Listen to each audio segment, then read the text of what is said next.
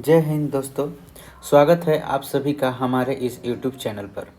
आज का जो हमारा क्लास होगा क्लास 9th का एक्सरसाइज 6.2 प्रश्नावली 6.2 के प्रश्नों को हम लोग बनाएंगे। लेकिन उससे पहले उसे बनाने के लिए हम कुछ महत्वपूर्ण बातों को जानेंगे और उससे संबंधित चैप्टर में जो हमारा थ्योरम है हम उसको जानेंगे और थ्योरम के बाद ही वो एक्सरसाइज जो है हमारा बन पाएगा। वो सभी एक्सरसाइज के जो प्रश्न है इस थ्योरम पर आधारित है। तो पहले हम इस थ्योरम को जानेंगे, प्रमेय को जानेंगे, उसके बाद हम लोग प्रश्नावली के सभी जो प्रॉब्लम्स है, जो प्रश्न है, हम उसे बनाएंगे। तो हम लोग स्टार्ट करते हैं। समांतर रेखाओं पर अभिगृहित एवं प्रमेय, axiom and theorems on parallel lines. तो हम लोग इसमें जानेंगे कि समांतर रेखाओं से संबंधित क्या क्या प्रमेय होता है, वो हम लोग पढ़ेंगे। तो सबसे पहले हम बताते हैं कि दो रेखाओं के साथ तिर्यक रेखा द्वारा बनाए गए जितने भी कोण है हम उसको याद रखेंगे। 6.1 से संबंधित जो हमने महत्वपूर्ण बातें देखे थे और उसमें जो हमने थ्योरम पढ़ा था, उसमें हमने थ्योरम पढ़ा था रैखिक युग्म। रैखिक युग्म में हमने पढ़े थे। रैखिक युग्म से संबंधित जो कोण हमारा जो बनता है उसको हम जाने थे। और इसमें हम लोग समझेंगे कि समांतर रेखाओं के द्वारा कौन से कोण बनते हैं और उस सभी कोण को याद रखेंगे। अगर वो याद नहीं रहा तो आपका एक्सरसाइज नहीं बनेगा और एक्सरसाइज ही नहीं, आगे का जो भी एक्सरसाइज रहेगा वो उससे संबंधित रहेगा, जो नहीं बन पाएगा। तो हम लोगों ने 6.1 जो पढ़ा था रैखिक युग्म अभिगृहित जो हमने पढ़े थे, लीनियर पेयर एक्सियम, तो उसी से संबंधित वो प्रश्न का सभी प्रश्न था, तो हम लोग आसानी से बना लिए। तो ये भी जो है एक्सरसाइज जो है आपका 6.2 आपका थ्योरम पर, पहले थ्योरम हम जानेंगे तभी एक्सरसाइज बनेगा। अगर हम जो भी अभी बात बताएंगे अगर इसमें से एक भी बात याद नहीं रहेगा तो आपका जो प्रश्न रहेगा कहीं ना कहीं आपको दिक्कत देगा, आपको बनाने में आप आगे नहीं बढ़ पाएंगे। तो जितने भी हम आज बातें बताएंगे उसको एकदम कंठस्थ याद रखना है और इससे संबंधित आपका आगे के भी एक्सरसाइज में यही मदद करेगा। तो हम ये बताएंगे कि दो रेखाओं के साथ तिर्यक रेखा द्वारा कौन कौन से कोण बनते हैं उसको हम जानेंगे। तो सबसे पहले हम जानते हैं कि तिर्यक रेखा क्या कहलाता है। तो समांतर रेखा जो होता है कभी भी रेखाएं एक दूसरे को प्रतिच्छेद नहीं करती है। ये जैसे ये दो समांतर रेखा है, ये रेखा जो है कभी एक दूसरे को प्रतिच्छेद नहीं करेगी। ये दोनों रेखाएं कभी भी एक दूसरे के प्रतिच्छेद नहीं करेगी। तो हम कहेंगे कि ये जो रेखा है समानांतर है। ये रेखा जो है क्या है, समानांतर है। ये इसको ए मान लिए, इसको ए बी रेखा मान लिए, इसको सी डी रेखा मान लिए। तो ए बी पैरेलल का साइन ऐसे होता है, सीधी दो खड़ी लाइन सी डी। अगर ये दोनों लाइन पैरेलल है तो हम लिखेंगे A B parallel C D. अब ये जो दोनों लाइन पैरेलल है तो ये कभी एक दूसरे को प्रतिच्छेद नहीं करेगी। इनके बीच का जो डिस्टेंस होगा, ये जो दूरी होगा एकदम बराबर होगा। अगर 2 सेंटीमीटर है इन दोनों के बीच में तो सदा ही 2 सेंटीमीटर ही रहेगा इनके बीच की दूरी। तो ऐसी 2 या 2 से अधिक रेखाएं समानांतर कहलाएगी जब उनके बीच का जो दूरी है हमेशा जो है एक समान रहेगा, एक दूसरे को वो कभी प्रतिच्छेद नहीं करेगी। चलिए अब हम जानते हैं कि तिर्यक रेखा क्या कहलाता है। तो तिर्यक रेखा हम क्या कहेंगे कि यदि एक रेखा 2 या 2 से अधिक रेखाओं को भिन्न भिन्न बिंदुओं पर काटती है या प्रतिच्छेद करती है तो उसे उन दी हुई रेखाओं की तिर्यक रेखा कहते हैं। देखिए जैसे ये दो रेखा या दो से अधिक रेखा को एक रेखा ऐसे काटती है विभिन्न बिंदुओं पर। देखिए यहाँ पर एक अलग बिंदु पर काटी, यहाँ पर फिर एक अलग बिंदु पर काटी, यहाँ पर भी एक अलग बिंदु पर काटती है। तो इन दी हुई रेखाओं की ये जो है तिर्यक रेखा कहलाएगा। इसको मान लेते हैं कि L एक क्या है, तिर्यक रेखा है, या इसको हम P और Q मान लेते हैं। ये PQ एक तिर्यक रेखा है और ये AB CD और EF ये एक दूसरे के पार्लेल हैं। तो हम यहाँ पे लिखेंगे AB पार्लेल CD पार्लेल EF। अगर इससे ज़्यादा भी लाइन रहेगा पार्लेल तो हम यहाँ पे एक और लाइन पार्लेल लिखकर कर देंगे। तो दो या दो से अधिक रेखाओं को जब एक रेखा अलग अलग बिंदुओं पर काटती है तो हम उस रेखा को तिर्यक रेखा कहते हैं। आप लिख लीजिए परिभाषा। यदि एक रेखा दो या दो से अधिक रेखाओं को भिन्न भिन्न बिंदुओं पर काटती है या प्रतिच्छेद करती है तो उसे उन दी हुई रेखाओं की तिर्यक रेखा कहते हैं। जो ये रेखा दिया हुआ है इसी का ये जो रेखा है तिर्यक रेखा कहलाएगा। ये जो एल रेखा है ये तिर्यक रेखा कहलाएगा। इसी को हम तिर्यक रेखा कहते हैं। अब ये समानांतर रेखा को जब तिर्यक रेखा काटती है तो इससे संबंधित कौन कौन से एंगल बनते हैं इसके बारे में हम लोग जानेंगे। जब समांतर रेखाओं को एक तिर्यक रेखा काटती है तो इससे संबंधित कौन कौन से कोण बनते हैं इसको हम जानेंगे। और ये सबसे आपका महत्वपूर्ण जो होगा बात होगा, महत्वपूर्ण पॉइंट्स होगा। चाहे कुछ भी हो जाए, एकदम जिस तरह से आपने क ख ग घ बचपन में बार बार लिख कर रट कर याद किए हैं उसी तरह से इसको भी आपको बारी बारी से लिखकर हमेशा लिखकर आपको कंठस्थ ओठों पर याद रखना होगा। अगर ये नहीं याद हुआ तो समझिए कि पूरा ज्योमेट्री कहीं ना कहीं आपको फंसाएगा, हमेशा फंसाएगा। चलो तो अब हम समझते हैं इसको। हम यहाँ पर एंगल को नंबर से डिनोट करेंगे, 1 2 3 4 लिखकर ऐसे। ठीक, चलो पहले एक साफ आपको पेज पर बताते हैं। देखिए ये दो समानांतर रेखा है ले लिया और ये एक तिर्यक रेखा ले लिया। तिर्यक रेखा इसको मान लेते हैं समांतर रेखा AB और ये CD और ये PQ जो है आपका एक तिर्यक रेखा है। ये रेखा है, ऐसे तीर का साइन दोनों तरफ दे देंगे तो ये रेखा को डिनोट करेगा, सूचित करेगा। चलो अब देखिए यहाँ पर एक बिंदु पर काटा, यहाँ पर प्रतिच्छेद किया। ये तिर्यक रेखा यहाँ पर एक बिंदु और यहाँ पर एक बिंदु पर प्रतिच्छेद किया है। इस बिंदु को मान लेते हैं कि ये S है और ये क्या है R है। S और R बिंदु पर प्रतिच्छेद किया है। अब हम कोण लिखते हैं, इससे संबंधित क्या क्या कोण बनेगा। तो देखिए हम यहाँ पर लिखते हैं इसको 1, इसको 2, फिर यहाँ पर लिखते हैं 3 और यहाँ पर 4 और फिर यहाँ पर लिखते हैं 5, यहाँ पर लिखते हैं 6, यहाँ पर लिखते हैं 7 और यहाँ पर 8। आप चाहे तो इसको ऐसे भी लिख सकते हैं, जरूरी नहीं कि मैं जैसे लिखा हूँ वैसे ही आप लिख सकते हैं केवल, लेकिन इसमें समझना होगा कि कौन एंगल किसके बराबर बनता है। इसमें इसे आप ऐसे भी लिख सकते हैं 1 2 4 5 6 7 और 8 ऐसे भी लिख सकते हैं। ठीक, तो आपको इसमें याद रखना होगा कि कौन एंगल किसके बराबर है। सिंपल सी बात, आपको इसको याद रखना है। नहीं तो आप ऐसे भी लिख सकते हैं, आपको केवल इतना नाम याद रहना चाहिए। जैसे यहाँ पर भी से शुरू कर सकते हैं 1 2 3 4 5 6 7 और 8 ऐसे भी लिख सकते हैं। जरूरी नहीं है कि हमने जैसा लिखा है ऐसा ही रहेगा, आप ऐसे भी लिख सकते हैं।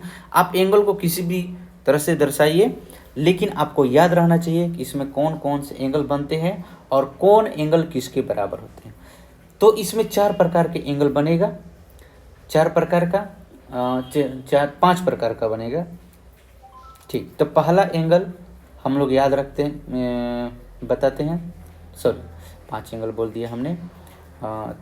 इसमें 5 नहीं 6 भी बनेगा, 6 बनेगा। अब सभी को लिखते हैं बारी बारी से। चलिए पहला हम लिखते हैं संगत कोण, करस्पोंडेंस एंगल। संगत कोण, संगत कोण, संगत कोण, correspondence, corresponding angle, sorry corresponding angle,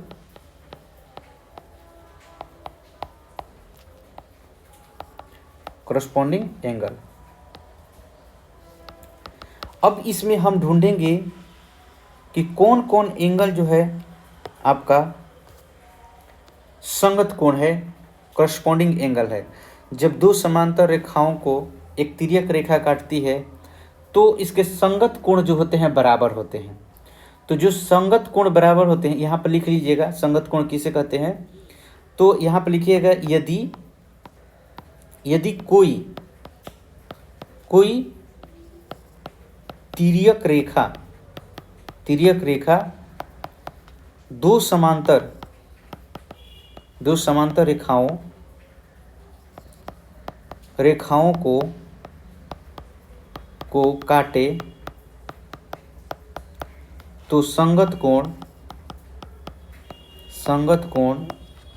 समान होते हैं, संगत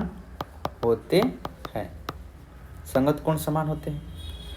यदि कोई तिर्यक रेखा दो समांतर रेखा को काटती है तो संगत कोण समान होते हैं।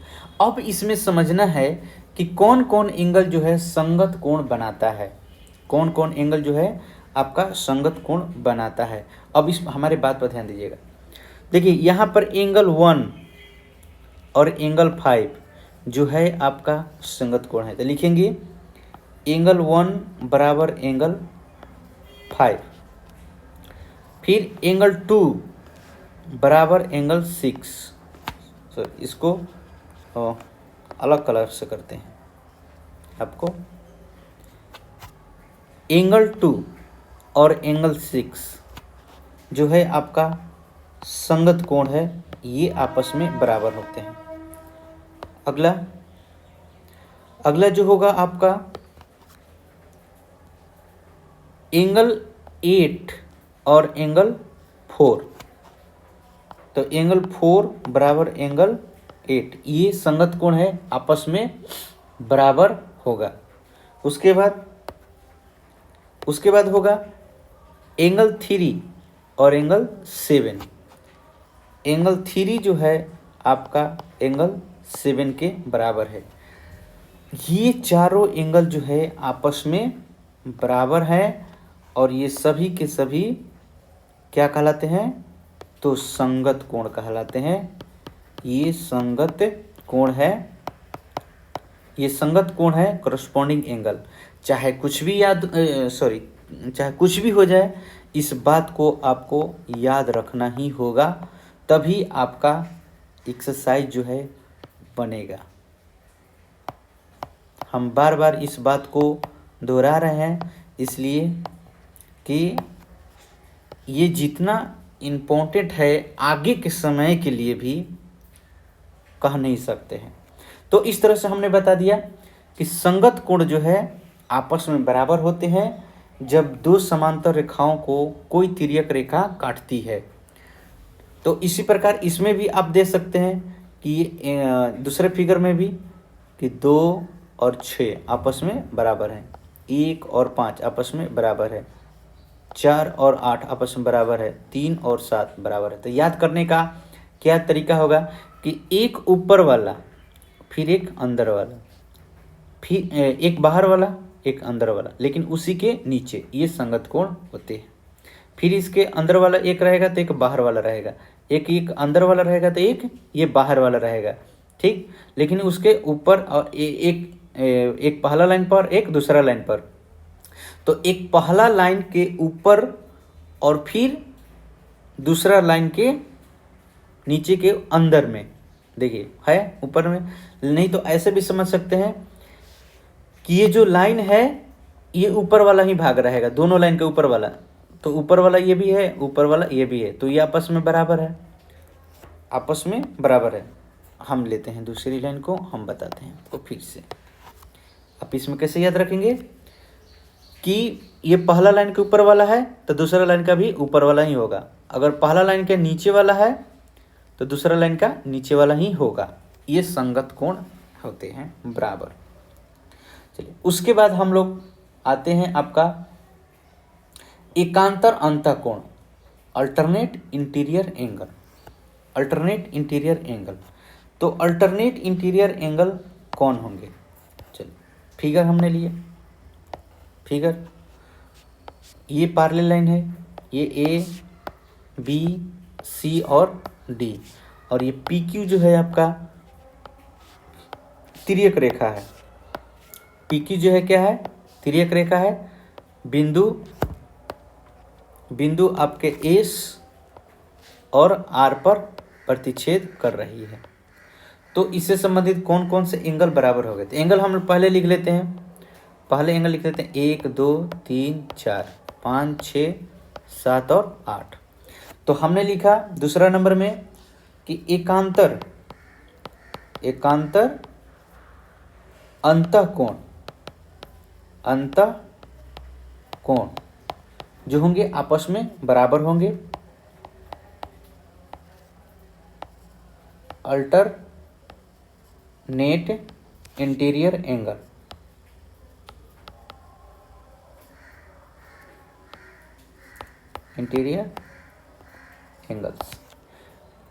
अल्टरनेट इंटीरियर एंगल्स जो होंगे आपस में बराबर होंगे। तो इसमें कौन अल्टरनेट इंटीरियर्स एंगल बनाते हैं हम इसको जानेंगे। इंटीरियर का मतलब यहाँ पर ध्यान दीजिएगा अंदर में रहेगा। आप यहाँ पर याद रखिएगा कि इंटीरियर बोला तो इसका मतलब कि वो अंतः होगा, अंततः बोला माने अंदर में होगा। तो अंदर कौन सा है? तो देखिए ये जब ये पैरेलल लाइन है तो अंदर का भाग जो है ये है, यहाँ से ये अंदर का भाग है आपका, ये अंदर का भाग हो। तो इसी अंदर में आपका 3 4 6 5 में ही कौन एंगल आपका एकांतर अंतःकोण होगा, इसको जानेंगे हम लोग, इसको ध्यान में रखना है। तो यहाँ पर देखिए एंगल 3 और एंगल 5 अल्टरनेट मतलब एक को छोड़कर, तो देखिए एक को छोड़ दिया, 3 के बाद ये 4 आना चाहिए लेकिन इसको छोड़ दिया, 5वां होगा। समझ गए? अल्टरनेट मतलब एक को छोड़कर अल्टरनेट। तो एकांतर अंतःकोण देखिए ये अंदर है, क्या है? अंदर है।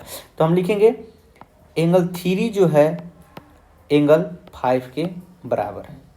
एंगल 3 जो है एंगल 5 के बराबर है। उसी प्रकार आपका आएगा अगला कौन सा होगा? तो एंगल 4 और एंगल 6 आपस में बराबर होंगे। एंगल 4 बराबर होगा एंगल 6 के। देखिए अल्टरनेट मतलब एक को छोड़कर, 4 के बाद यहाँ 5 आना चाहिए, तो 5 को छोड़ दिया, क्या आया? 6।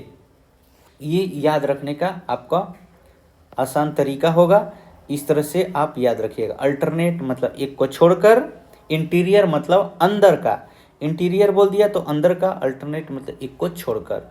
तो 3 है तो 5 होगा, 4 नहीं होगा। 3 बराबर 5 होगा, 4 बराबर क्या होगा? 6 होगा। तो ये आपका अल्टरनेट इंटीरियर एंगल होगा। इसी के जस्ट अपोजिट होगा आपका एकांतर बाह्य कोण, अल्टरनेट एक्सटीरियर एंगल, मतलब एक्सटीरियर मतलब बाहर। आपका अगला जो होगा आपका एकांतर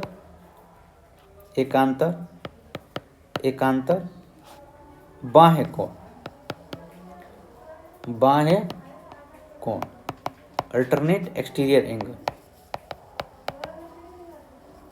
अल्टरनेट एक्सटीरियर एंगल। अब इसमें बाह्य कोण कौन कौन होगा? बाह्य मतलब बाहर का होगा, और अल्टरनेट मतलब एक को छोड़कर। तो जस्ट उसी का उल्टा होगा, जस्ट उसी का। अगर एक के बाद 2 आता है तो 2 को छोड़ देंगे, उसके बाद कौन आएगा? 7 आएगा, इसलिए कि बाहर का ही लेना है। तो यहाँ पर ध्यान दीजिएगा आप, बाहर में ध्यान दीजिएगा, एक है, ये एक बाहर है, तो बाहर 2 भी है तो 2 को छोड़ देंगे, एकांतर लेना है, अल्टरनेट लेना है। तो उसके बाद 2 को छोड़ने के बाद कौन सा बाहर है? तो 7 है, उसके बाद क्या आएगा? 7। तो हम लिखेंगे एंगल 1 बराबर जो है एंगल 7 है। उसके बाद क्या? एंगल 2 है, तो एंगल 2 को छोड़ देंगे, एंगल 2 को क्या करेंगे? हम छोड़ देंगे, उसकी जगह पर हम दूसरा लेंगे। तो दूसरा कौन सा? तो एंगल 2 है और उसके बाद क्या होगा, एंगल 8। तो लिखेंगे एंगल 2 जो है एंगल 8 के बराबर है। तो ये जो दोनों एंगल है एक्सटीरियर एंगल है, अल्टरनेट एक्सटीरियर एंगल, आप इसको याद रखिएगा। एक्सटीरियर मतलब कि बाहर, अल्टरनेट मतलब एक को छोड़कर। इस तरह से ये याद करने का एक तरीका है, याद करने का एक तरीका है। तो इसको अगर डिफिनीशन में लिखना होगा एकांतर अंतःकोण, तो इसको डिफिनीशन में आप कैसे लिखेंगे, डिफिनीशन में आप कैसे लिखेंगे, संगत कोण को भी कैसे लिखेंगे। तो डिफिनीशन, अगर संगत कोण का अगर आप डिफिनीशन लिखना चाहेंगे तो ये तो हमने बता दिया, ये तो हमने बता दिया संगत कोण का, संगत कोण का हमने बता दिया। ठीक, चलिए अब एकांतर अंतःकोण के बारे में आप क्या लिखेंगे। तो एकांतर अंतःकोण के बारे में यही लिखेंगे कि यदि एक तिर्यक रेखा दो समांतर रेखाओं को काटती है तो एकांतर अंतःकोण बराबर होता है। सब में वही लिखना है डिफिनीशन, बस केवल आप यहाँ पर संगत के जगह एकांतर कर दीजिएगा, फिर एकांतर अंतःकोण के जगह पर एकांतर बाह्य कोण कर दीजिएगा। ठीक, तो मतलब यदि कोई तिर्यक रेखा दो समांतर रेखाओं को काटती है तो संगत कोण बराबर होता है।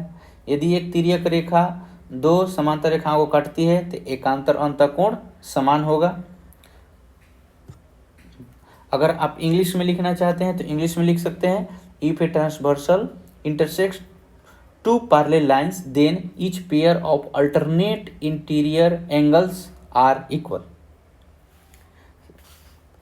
आप इसको लिखना चाहें तो इस तरह से लिख देते हैं इंग्लिश में, if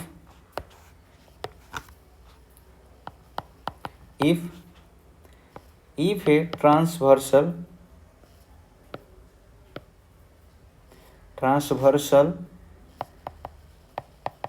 intersects two parallel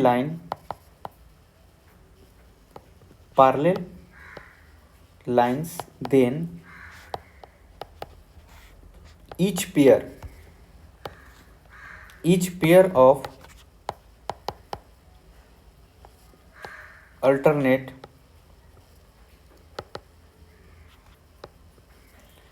alternate interior angles are equal। ठीक, तो यही डिफिनीशन सब में लिख दीजिएगा, बस अल्टरनेट इंटीरियर के जगह पर एक्सटीरियर एंगल लिख दीजिएगा और यहाँ पर अल्टरनेट इंटीरियर की जगह करस्पॉन्डिंग एंगल लिख दीजिएगा। चलिए अगला हम बात को जानते हैं, चौथा नंबर। अब हम चौथा नंबर को जानेंगे कि चौथा नंबर में क्या पढ़ना है। चौथा नंबर में हम लोग पढ़ेंगे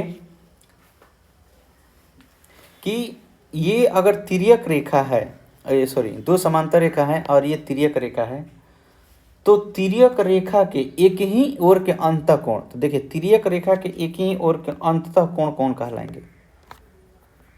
जैसे 1 2 हुआ, 3 हुआ, 4 हुआ, 5 हुआ, 6 हुआ, 7 हुआ, 8 हुआ।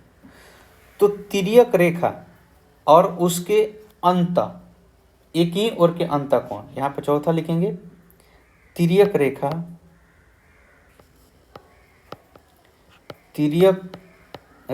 के एक ही ओर के अंतःकोण, एक ही ओर के अंतःकोण, एक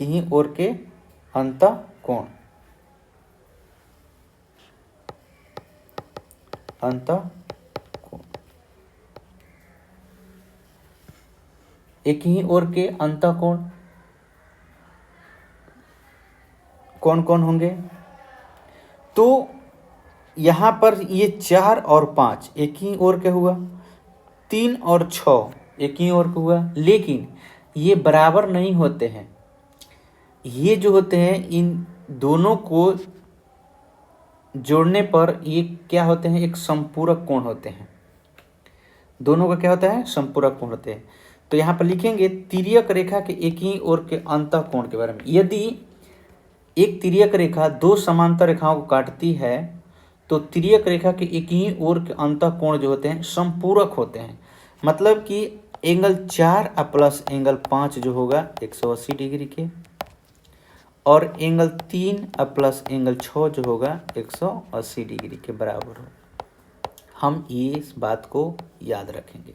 तो हम लिखेंगे, यदि इसका डिफिनीशन में लिखेंगे, तिर्यक रेखा के एक ही ओर के अंतः कोण, तिर्यक रेखा के एक ही ओर के अंतः कोण, interior angle on the same side, interior यहाँ पर लिखेंगे इंटीरियर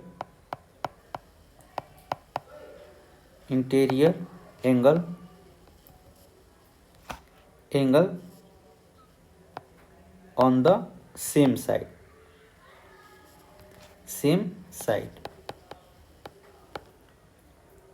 ऑफ ट्रांसवर्सल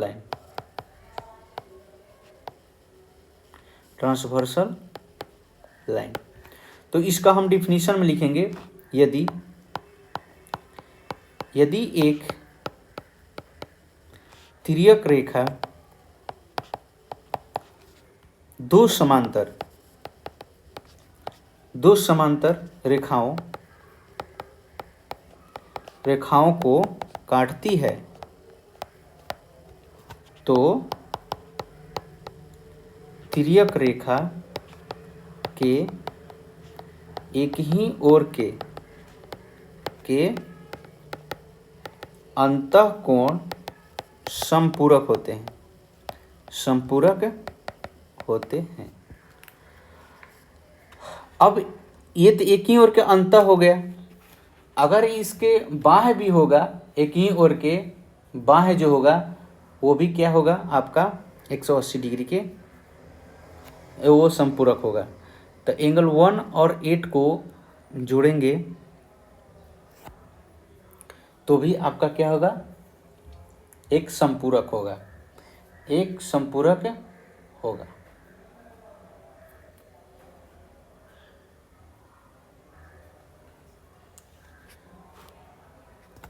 चलिए अब हम लोग आगे पढ़ते हैं। एक और चीज है इसमें पांचवा है आपका शीर्षाभिमुख कोण, वर्टिकली अपोजिट एंगल। अब इसमें हम लोग जानेंगे एक वर्टिकली अपोजिट एंगल। अच्छा, जैसे हमने ये जो नोट्स बनाया है इसको थोड़ा सा एक नज़र डाल लेते हैं। जैसे हमने बताया कि तिर्यक छेदी रेखा एक ही ओर के अंतःकोण को जोड़ा क्रमबद्ध अंतःकोण कहलाता है। तो इसको हम लोग थोड़ा सा अच्छा से जान लेते हैं कि क्रमबद्ध अंतःकोण क्या कहलाता है, कंजिक्यूटिव इंटीरियर एंगल क्या कहलाता है, कंजिक्यूटिव इंटीरियर एंगल क्या कहलाता है। तो अभी जो हमने बताया आपका एक ही ओर के अंतःकोण, तो उसको हम लोग बोलते हैं कंजिक्यूटिव इंटीरियर एंगल, क्रमबद्ध अंतःकोण, कंजिक्यूटिव इंटीरियर एंगल। तो तिर्यक छेदी रेखा के एक ओर के अंतःकोण का जो जोड़ा होगा वो क्रमबद्ध अंतःकोण कहलाएगा। तो जोड़ा मतलब पेयर, जैसे 2 और 5, यहाँ पर आपका ये जो 2 और 5 है ये आपका कंजिक्यूटिव इंटीरियर एंगल कहलाएगा। 3 और 8 जो है आपका कंजिक्यूटिव इंटीरियर एंगल कहलाएगा। और ये जो है एक दोनों कोण मिलकर संपूरक कोण बनाते हैं, दोनों कोण मिलकर संपूरक कोण बनाते हैं। एंगल 2 प्लस एंगल 5 को हम जोड़ेंगे तो 180 डिग्री के बराबर आना चाहिए। एंगल 3 प्लस एंगल 8 को जोड़ने पर 180 डिग्री के बराबर आना चाहिए। अगला संगत कोण हमने पढ़ लिया। संगत कोण दो सरल रेखाओं, अगर तीसरी सरल रेखाओं को काटे तो तीसरी रेखाएं, अगर तीसरी सरल रेखा को काटे तो तीसरी रेखा के एक ओर के अंतःकोण और सामने के बही से कोण जो होते हैं वो संगत कोण कहलाते हैं। तो संगत कोण हमने कहा बता दिया कि एंगल 1 और एंगल 5 आपस में बराबर होगा। एंगल 1 बराबर क्या होगा, एंगल 5, एंगल 4 बराबर एंगल 8, एंगल 3 बराबर एंगल 3 बराबर एंगल 7 और एंगल 2 बराबर एंगल 6।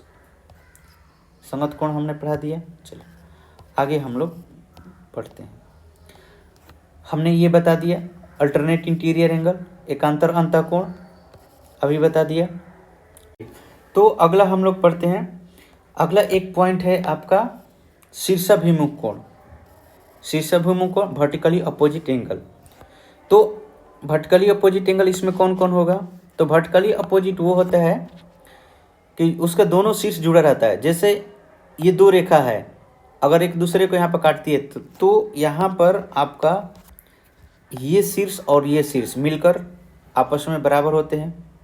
1 और 2 बराबर होंगे और 3 और यहाँ पर 4, तो एंगल 1 बराबर एंगल 2 होगा और एंगल 3 बराबर एंगल 4 होगा। तो ये समांतर लाइन है 1 2 3 4 5 6 7 और 8। तो इसमें भी वर्टिकली अपोजिट एंगल बराबर है। कौन कौन? एंगल 1 बराबर क्या है? एंगल 3। एंगल 2 बराबर क्या है? एंगल 4।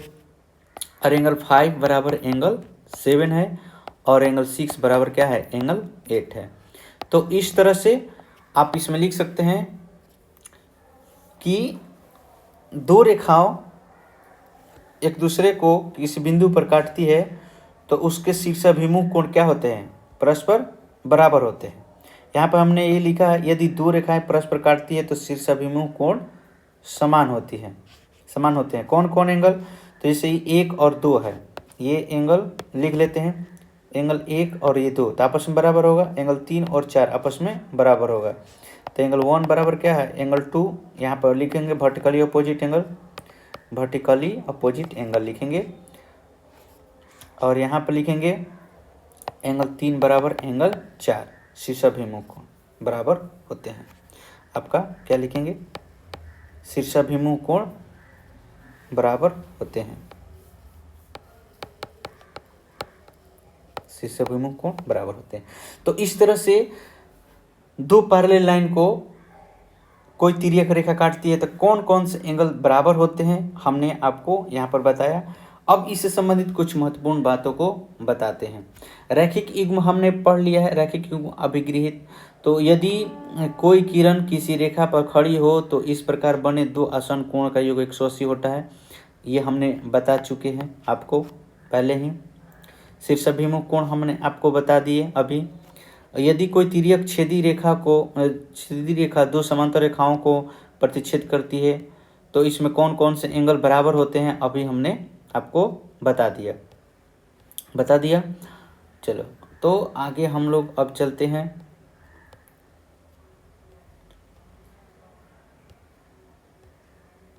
आगे कुछ अलग बात पढ़ते हैं।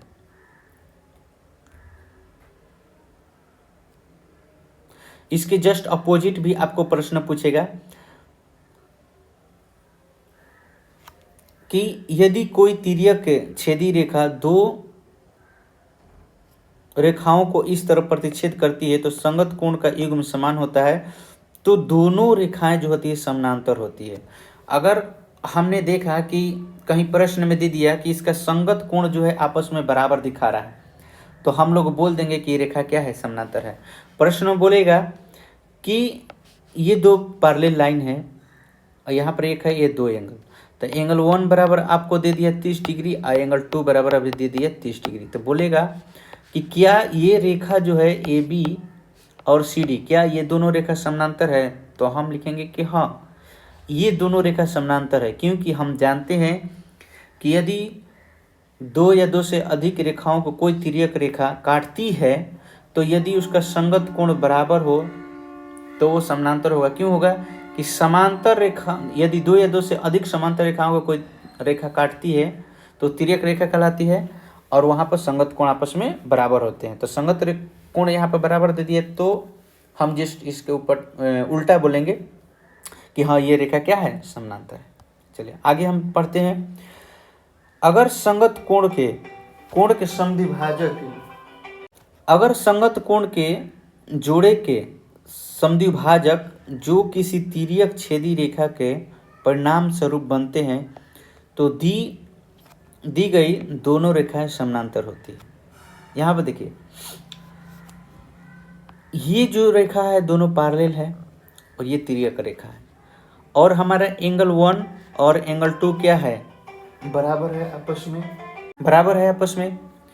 तो इनको अगर कोई रेखा समद्विभाजित करता है, दो बराबर भागों में बांटता है, तो ये रेखा जो होगा, अगर हम यहाँ पर लिखते हैं GPQR, तो ये GP जो होगा, GP पैरेलल होगा QR का, GP जो होगा पैरेलल होगा QR को, इस बात को ध्यान रखिएगा। आगे ये सब हमने तो बता दिए हैं। यहाँ पर भी यही बात है कि अगर यदि कोई तिर्यक रेखा दो रेखाओं को इस प्रकार प्रतिच्छेदित करती है कि एकांतर कोण के प्रत्येक युग में अगर समान हो, तो दोनों रेखा क्या होगा, आपका समानांतर होगा। जस्ट उसी का अपोजिट हम ये पढ़े हैं कि अगर एकांतर अंतःकोण बराबर है तो हम कहेंगे कि वो जो दोनों रेखा है वो समानांतर भी है। यदि दो समांतर रेखा एक तिर्यक छेदी रेखा द्वारा प्रतिच्छेदित की जाती है तो किसी भी क्रमबद्ध एकांतर कोण के जोड़े के समद्विभाजित समानांतर होते हैं। अगर आपका एकांतर अंतःकोण ये है, एकांतर अंतःकोण है ये और ये, और इसको कोई रेखा समद्विभाजित करती है, इससे समद्विभाजित किया, तो ये जो होगा, जैसे मान लीजिए G है और ये H है और ये आपका M है और ये आपका N है, तो GM जो होगा पैरेलल होगा HN का। इस बात को ध्यान रखिएगा, इस बात को ध्यान रखिएगा। अगली बात, यदि कोई तिर्यक छेदी रेखा दो समांतर रेखाओं को प्रतिच्छेद करती है तो एक ही ओर के अंतःकोण के समद्विभाजक द्वारा बनाए गए कोण जो होगा वो क्या होगा, समकोण होगा। इस बात को ध्यान रखिएगा कि ये तिर्यक रेखा है, ठीक, और इसके अंतःकोण को समद्विभाजित करता है। आपका अंतःकोण कौन कौन है, तो ये अंतःकोण है, ये और ये। अगर इस कोण को समद्विभाजित करती है ये दोनों रेखा, तो ये जहाँ मिलेगी यहाँ पर 90 डिग्री का कोण बनाएगी, यहाँ पर कितना 90 डिग्री का कोण बनाएगी। इस बात को याद रखिएगा। जैसे यहाँ पर H है तो यहाँ पर ये आपका 90 डिग्री का कोण बना रहा है, ये आपका 90 डिग्री का कोण बना रहा है। उसी तरह से इसी का अगर यहाँ पर ये 90 डिग्री कोण बनेगा तो यहाँ पर भी इसके जस्ट अपोजिट 90 डिग्री का कोण बनेगा। तो ये 90 डिग्री कोण बनेगा तो ये एक दूसरे के ये क्या हो गए, एक समचतुर्भुज आयत हो गए। दोहरा चतुर्भुज जो होगा एक क्या होगा, एक आयत होगा। ये एक यहाँ पर भी तब 90 डिग्री बनेगा, ये एक आयत कहलाएगा। ध्यान रखिएगा इस बात को। यदि कोई तिर्यक छेदी रेखा दो समांतर रेखाओं को प्रतिच्छेद करती है तो अंतःकोण के समद्विभाजक द्वारा जो चतुर्भुज होगा वो आयत होगा। तो देखिए यहाँ पर अंतःकोण का समद्विभाजित है, ये रेखा दो बराबर भागों में बांट रही है कोण को, तो ये जो आपका फिगर नया बनेगा ये आयत कहलाएगा। ये क्या कहलाएगा, आयत कहलाएगा। इस बात को याद रखिएगा। अगला पॉइंट, यदि दो रेखा AB और CD एक दूसरे के समांतर ही और एक L और जो AB पर लंब है तो वो जो होगा परपेंडिकुलर कहलाएगा। अगर कोई ये समांतर रेखा है और ये एक सीधी रेखा है तो एक दूसरे के ये एक क्या कहलाएगा, परपेंडिकुलर होगा।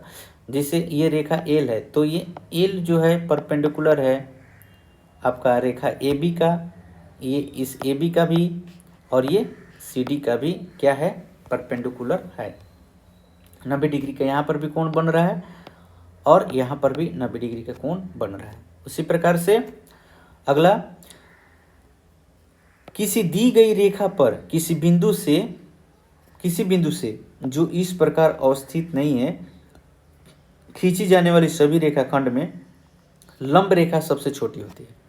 देखिए जैसे ये आपका लंब है, ये परपेंडिकुलर इस पर है और इस रेखा के किसी भी बिंदु से यहाँ पर सटा कर भी ऐसे अगर रेखा खींचते हैं ऐसे, तो आपका जो लंब होगा वो क्या होगा, वो छोटा होगा। क्यों होगा? क्योंकि हम जानते हैं कि सबसे बड़ा कोण के सामने की भुजा बड़ी होती है, सबसे बड़ी कोण। तो यहाँ पर अगर ये रेखा है, यहाँ पर रैखिक युग्म बना है, 180 डिग्री होता है यहाँ से यहाँ तक, तो जब यहाँ पर 90 डिग्री होगा, यहाँ पर भी 90 डिग्री होगा, 90 डिग्री। तो यहाँ पर कोई भी बिंदु से एक रेखा अगर हम खींचते हैं तो ये 90 डिग्री के सामने का जो आपका रेखा होगा वो बड़ा होगा। क्यों होगा? कि एक त्रिभुज बन गया, और त्रिभुज जो होता है 180 डिग्री के बराबर ही होता है तीनों कोण को मिलाकर। और जब एक ही जब 3 गो में से एक जो है 90 डिग्री आ गया, उसका आधा आ गया, तो बाकी दोनों तो आधे में से बढ़ जाएगा, छोटा छोटा होगा। तो इसीलिए कहा जाता है कि बड़े कोण के सामने की भुजा क्या होती है, बड़ी होती है। तो यहाँ पर यही दर्शाया गया है कि किसी दी गई रेखा पर किसी बिंदु से जो इस पर अवस्थित नहीं है, खींची जाने वाली सभी रेखाखंड में लंब रेखा जो होती है सबसे छोटी होगी। देखिए यहाँ पर जो खींचा गया है रेखा किसी बिंदु से, तो ये क्या है, आपकी छोटी रेखा बन रहा है। तो इस तरह से हमने इस चैप्टर से संबंधित सभी महत्वपूर्ण बातों पर ध्यान रखा, बातें की। और इससे संबंधित अब हम लोग चलते हैं एक्सरसाइज पर। एक्सरसाइज हम लोग इससे संबंधित जो भी प्रश्न आएगा हम इससे बनाएंगे। तो चलते हैं एक्सरसाइज 6.2। तो अभी हमने जो पढ़ा एक्सरसाइज 6.2 के लिए जितने भी परिमेय थे, तो अब उससे रिलेटेड अब हम प्रश्न बनाएंगे। पहला प्रश्न क्या है, ये आपका एक्सरसाइज होगा 6.2 और ये पहला प्रश्न है। इसमें आपको सभी प्रश्न जो है पैरेलल लाइन से संबंधित होगा। समांतर रेखाओं को एक तिर्यक रेखा काटती है, ठीक। तो पहला प्रश्न दिया है कि आकृति 6.28, ये आकृति है आपका 6.28 है, आपके बुक में दिया रहेगा। कह रहा है कि x और y का मान ज्ञात कर रहा है। देखिए ये x है और ये y है, इसका मान ज्ञात करना है। आपको बताना है कि x और y का मान क्या होगा, और फिर दर्शाइए कि AB जो है पैरेलल है CD का। AB पैरेलल जो है CD का। हमने आपको बताया था कि जब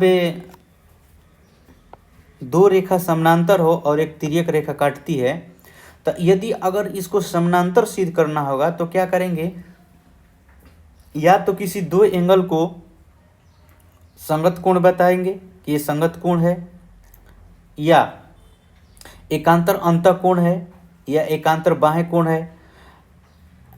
ऐसी कंडीशन हम बताएंगे जो सत्य है, तो उसके आधार पर हम कहेंगे कि ये रेखा जो है क्या है, दोनों रेखा समानांतर है, पैरेलल है। तो यहाँ पर भी वही करेंगे। जैसे देखिए दो समांतर रेखा होती है तो इसका संगत कोण आपस में बराबर होता है। संगत कोण आपस में क्या होगा, बराबर होगा। तो यहाँ पर जो ये अंतः एकांतर कोण होगा, एकांतर अंतः कोण होगा, एकांतर अंतः कोण, यहाँ पर ये जो होगा आपका एकांतर अंतः कोण होगा। तो यहाँ पर देखिए x और y जो दिया है एकांतर अंतः कोण दिया है। अभी मैंने जो आपको थ्योरम पढ़ाया है उसके अनुसार इसमें देख लीजिए कि x और y ऐसा है। अगर x और y का दोनों का वैल्यू अगर सेम आ गया तो आप कह सकते हैं कि x और y बराबर है, अतः यह अंतः एकांतर कोण है, इसलिए AB पैरेलल क्या होगा, CD होगा। AB पैरेलल CD होगा। तो इसके लिए आपको क्या करना होगा, सबसे पहले क्या किया जाता है कि जो चीज़ दिया है उसको पहले लिख लो।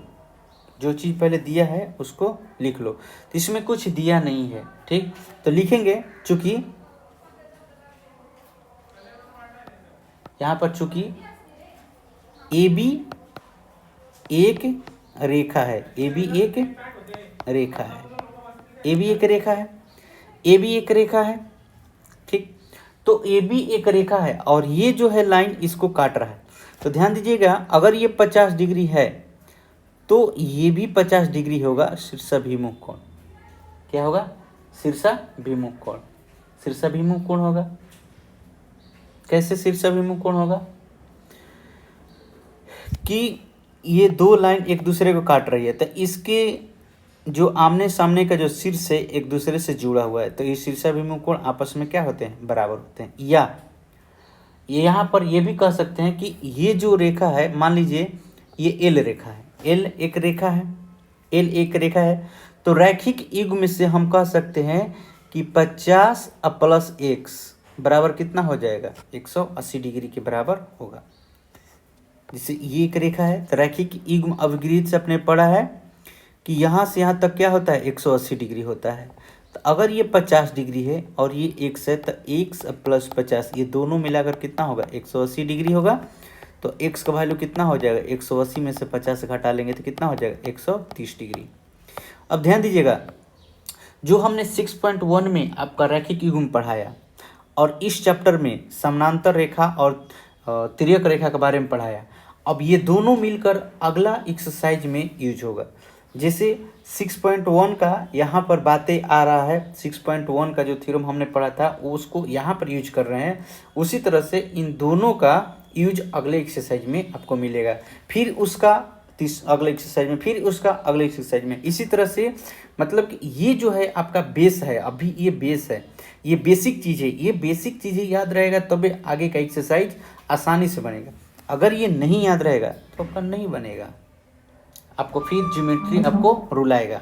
ठीक, तो हम यहाँ पे लिख सकते हैं ये भी एक रेखा है, ये भी एक रेखा है।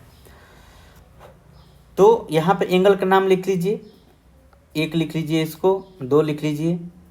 यहाँ पर तो आपका फिगर में इसका नाम नहीं दिया है कि ये रेखा क्या है, एल है कि बी है कि सी है, ऐसा कुछ नहीं दिया है जो तिर्यक रेखा है।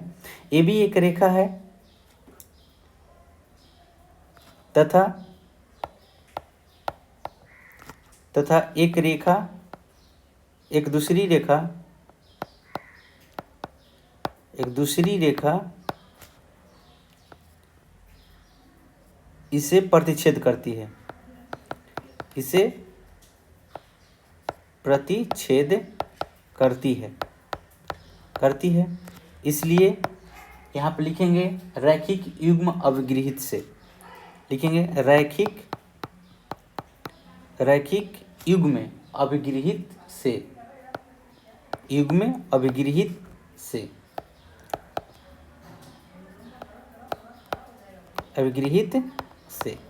क्या लिखेंगे? x प्लस 50 इक्वल टू कितना हो जाएगा? 180 डिग्री। तो x इक्वल टू कितना होगा? 180 माइनस 50 इक्वल टू कितना? 130 डिग्री। तो x का वैल्यू निकल गया। अब देखिए दूसरा, अब यहाँ पे लिखेंगे चूंकि CD एक रेखा है, CD एक रेखा है तथा एक दूसरी रेखा इसे प्रतिच्छेद करती है। उसमें बिंदु नहीं दिया है कि कहाँ प्रतिच्छेद करती है, इसलिए हम बिंदु नहीं लिख रहे हैं।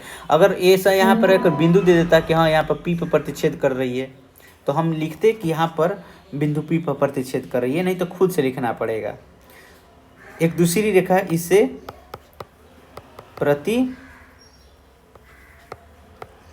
प्रतिच्छेद करती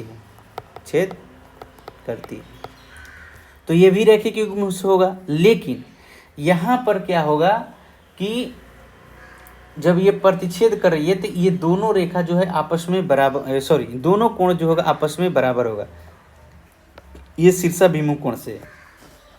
इसलिए लिख लेंगे कि x बराबर 130 डिग्री और ब्रैकेट में लिख लेंगे शीर्षाभिमुख कोण से, चूंकि ये शीर्षाभिमुख कोण है। क्या है? शीर्षाभिमुख कोण है, शीर्षाभिमुख कोण है। अब मिल गया। तो यहाँ पे देखिए चूंकि यहाँ पर y नहीं होगा, सॉरी, यहाँ पर y होगा, ये y इक्वल टू 30 होगा। यहाँ पे लिखेंगे चूंकि x बराबर y बराबर कितना? 130 डिग्री और ब्रैकेट में लिखेंगे कि ये एकांतर अंतःकोण है, ये एकांतर अंतःकोण है, इसलिए A B parallel C D proof. इसी को दिखाना था, यहाँ पे लिखेंगे सिद्ध हुआ, सिद्ध हुआ, यही सिद्ध करना था। अब यहाँ पर लिखना भी है कि यहाँ पर सॉल्यूशन ऐसे लिख लेंगे और यहाँ पर लिखेंगे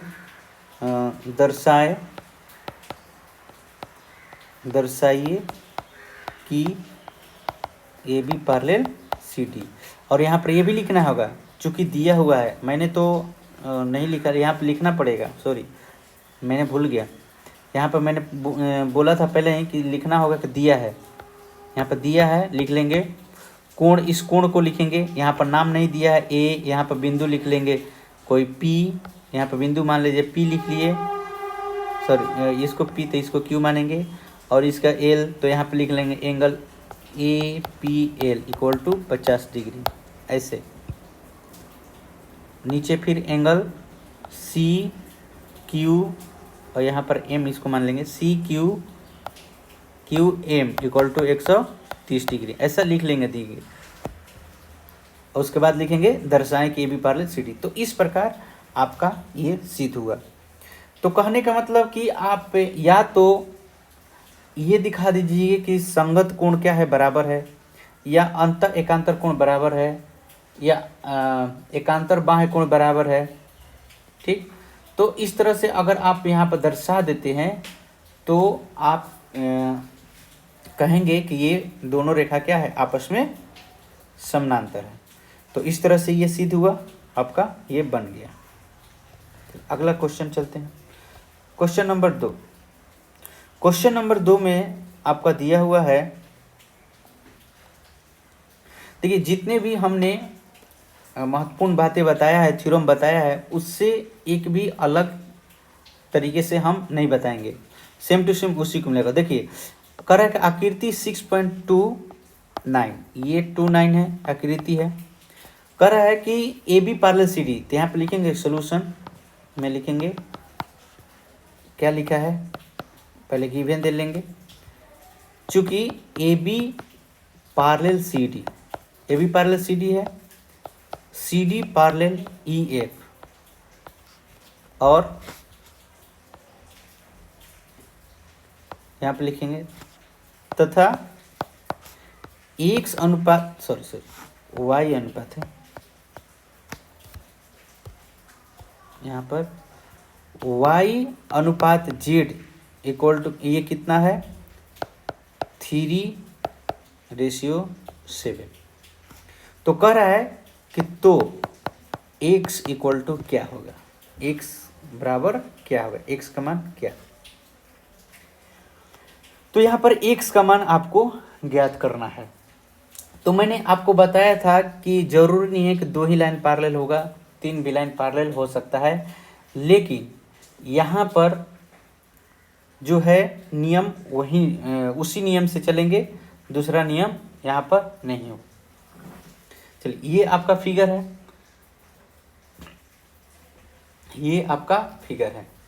तो देखिए यहाँ पर x और y दिया हुआ है, x और y, तो यहाँ पर लिखेंगे चूंकि A B parallel C D है, A B parallel C D, A B parallel C D है, तथा इसको रेखा का नाम लिख लेते हैं एल, तथा सॉरी यहाँ पर पैरेलल है ना, तो हम बराबर लिख लेंगे।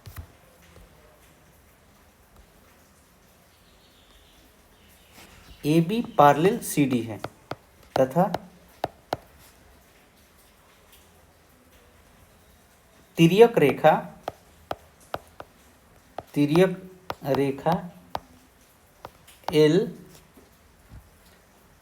एल उनसे मिलती है, इसलिए x plus Y equal to कितना होगा 180 डिग्री। कंजुगेटिव इंटीरियर एंगल कैसे कि तिर्यक रेखा एल के एक ही ओर के अंतःकोण का योग है। आपको हमने बताया था कि तिर्यक रेखा के एक ही ओर के अंतःकोण एक संपूरक होता है। तो यहाँ पर लिखेंगे ब्रैकेट में तिर्यक रेखा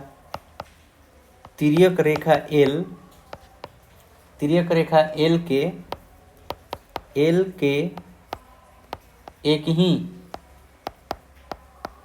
ओर के अंतःकोण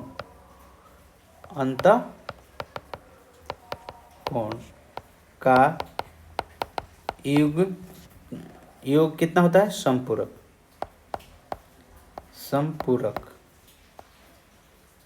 संपूरक है। तो हमने लिख लिया। अब देखिए y का वैल्यू आपका कितना है तो पता नहीं, x का वैल्यू तो हमें निकालना है। तो ये हमारा कैसे पता चलेगा? तो y और z देखिए कहाँ है। तो यहाँ पर है y और यहाँ है z। ये है y और ये है आपका z। इसका रेशियो दिया है तो हम रेशियो से वैल्यू निकालेंगे। हम क्या करेंगे? रेशियो से वैल्यू निकालेंगे। यहाँ पर मान लेंगे कि ये a है। क्या है? a है। तो यहाँ पर लिखेंगे चूंकि क्या y इक्वल टू a और ब्रैकेट में लिख लेंगे शीर्षाभिमुख कोण। ये शीर्षाभिमुख कोण है। क्या है? शीर्षाभिमुख कोण है। शीर्षाभिमुख कोण है। अब यहाँ पे लिखेंगे चूंकि CD parallel EF। CD parallel क्या है? EF है। CD जो पैरेलल है EF है। तथा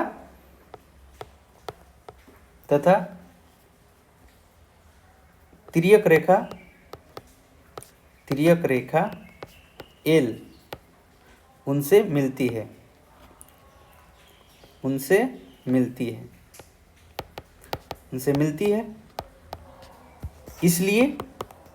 इसलिए क्या होगा? A प्लस Z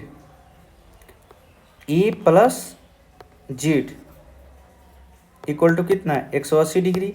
और यहाँ पर क्या लिखेंगे हम? यहाँ पर हम लिखेंगे कि तिर्यक रेखा एल के एक ही ओर के अंतःकोण संपूरक होते हैं। तो यहाँ पर देखिए ए और जेड जो है एक ही ओर है तिर्यक रेखा के, तो इन दोनों का सम कितना होगा? 180 डिग्री होगा। तो यहाँ पर लिख लेंगे तिर्यक रेखा एल के एक ही ओर के अंतःकोण का योग संपूरक। क्या? संपूरक है। संपूरक होता है, 180 डिग्री के बराबर होता है। अब देखिए यहाँ पर जो A है वो किसके बराबर है? तो y के बराबर है। तो यहाँ पर लिख लेंगे इसलिए y plus Z equal to कितना? 180 डिग्री। और यहाँ पर y और z का क्या दिया है? रेशियो दिया है। तो हम यहाँ पर लिखेंगे कि माना कि अनुपातिक कोण क्या है? माना कि अनुपातिक कोण x है। चूंकि यहाँ पर लिखेंगे तो x का तो मान निकलना है, तो यहाँ पे x न मानकर दूसरा चीज मानेंगे, a मानेंगे या b मानेंगे। a भी नहीं मानेंगे, a तो यहाँ पर लिख दिए हैं, तो हम b मानेंगे। माना कि यहाँ पे लिखेंगे माना कि y तथा z का अनुपातिक कोण b है या c है। इसलिए क्या लिखेंगे? यहाँ पर कितना दिया? 3b plus 7b equal to कितना? 180 डिग्री। तो ऐड कीजिए कितना हो जाएगा? 10b इक्वल टू कितना? 180 डिग्री।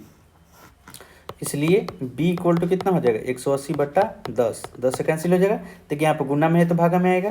तो b का वैल्यू कितना हो गया? 18 डिग्री। 18 डिग्री आया।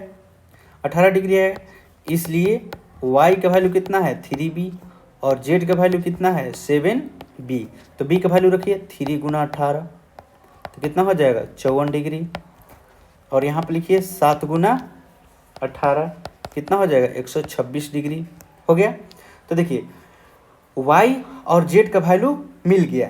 तो अब यहाँ पर ये जो समीकरण इसको एक मान के रखिए, एक था तो इसमें कितना था x plus Y equal to 180 degree. तो अब यहाँ पर लिखेंगे चूंकि x plus Y equal to कितना था 180 डिग्री, इसलिए x प्लस वाई का वैल्यू कितना 54 डिग्री इक्वल टू कितना 180। तो x का वैल्यू कितना हो जाएगा 180 में से 54 घटा देंगे, कितना हो जाएगा 126 डिग्री। आपका आंसर आ गया। तो x का वैल्यू कितना आ गया 126 डिग्री। इस तरह से आप दूसरा नंबर क्वेश्चन आसानी से बना लीजिएगा। चलिए अब हम चलते हैं क्वेश्चन नंबर 3 पर।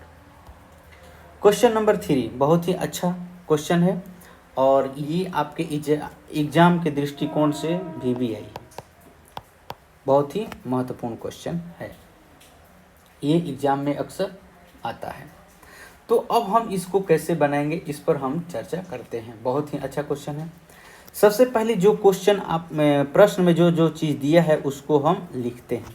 चलिए तो सोल्यूशन यहाँ पर लिखते हैं सोल्यूशन। अब लिखेंगे गिवन दिया है, क्या क्या दिया है, लिखेंगे AB पैरेलल CD और EF परपेंडिकुलर CD और यहाँ पर लिखेंगे तथा एंगल GED बराबर कितना 126 डिग्री। तो एंगल AGE एंगल GEF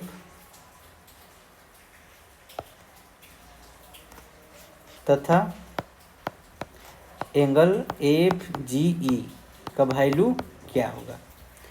तो सबका वैल्यू निकालना है, तो इसको वैल्यू व्हाट लिख देते हैं और इसको वैल्यू व्हाट, क्वेश्चन मार्क दे दिए। तीनों का वैल्यू आपको निकालना है कि क्या होगा। ठीक, तो अब यहाँ पर वैल्यू लिखना है, बनाना है। तो आगे का प्रोसेस हम लोग कैसे चलेंगे, तो जो चीज़ दिया रहता है ना उसी के हिसाब से हम लोग चलते हैं। पहला क्या है, AB पैरेलल CD दिया हुआ है। तो AB ये रेखा है और ये CD है। ध्यान से देखिए क्वेश्चन, हमको वैल्यू किसका निकालना है ये पहले सोचिए। AGE, तो AGE कहाँ है, A यहाँ पर है, यहाँ से A और G और फिर ये नीचे आ रहा है, मतलब कि इसका वैल्यू निकालना है। मतलब मान लीजिए हम इसको एक मान लिए एंगल 1 मान लीजिए एक। उसके बाद GEF, तो G यहाँ है और E यहाँ है और F यहाँ, इसको मान लीजिए 2, मान लीजिए इसका एंगल मान लीजिए 2, लेकिन कहाँ से कहाँ तक, तो यहाँ से यहाँ तक, ये एंगल 2 मान लीजिए 2। उसके बाद बोल रहा है कि FG और E यहाँ पर, तो इसका एंगल ये कितना 3। तो आपका एंगल 1 एंगल 2 और एंगल 3 ज्ञात करना है। उसके बाद आप ये देखेंगे कि एंगल GED, तो GED यहाँ से यहाँ तक आपका एंगल जो दिया है 126 डिग्री दिया है। ध्यान दीजिएगा, यहाँ से G आया ऐसे और यहाँ से E और यहाँ से ऐसे D चला गया, तो आपका एंगल कितना दिया है वो 126। इस फिगर के आधार पर हम लोग बनाएंगे। इस फिगर में हमको क्या दिख रहा है, एक त्रिभुज दिख रहा है, एक त्रिभुज दिख रहा है। अगर त्रिभुज के दो कोण अगर पता चल जाए तो तीसरी कोण आसानी से निकल जाता है, इसलिए कि त्रिभुज के तीनों कोण का योग कितना होता है 180 डिग्री होता है। तो अगर हमने आपको पहले ही बताया है कि अगर दो समानांतर रेखा हो और उसका जो ट्रांसवर्सल हो तिर्यक रेखा अगर परपेंडिकुलर हो तो ये दोनों तरफ परपेंडिकुलर होता है। अगर एक जगह 90 डिग्री हो तो ऊपर भी 90 डिग्री और नीचे भी 90 डिग्री होगा। तो यहाँ पर जब ये 90 डिग्री का दे दिया है कि परपेंडिकुलर है, तो ऊपर भी क्या होगा, वो परपेंडिकुलर ही होगा फिक्स है। चलिए आगे चलते हैं, बनाते हैं इसको। अब यहाँ पे लिखेंगे चूंकि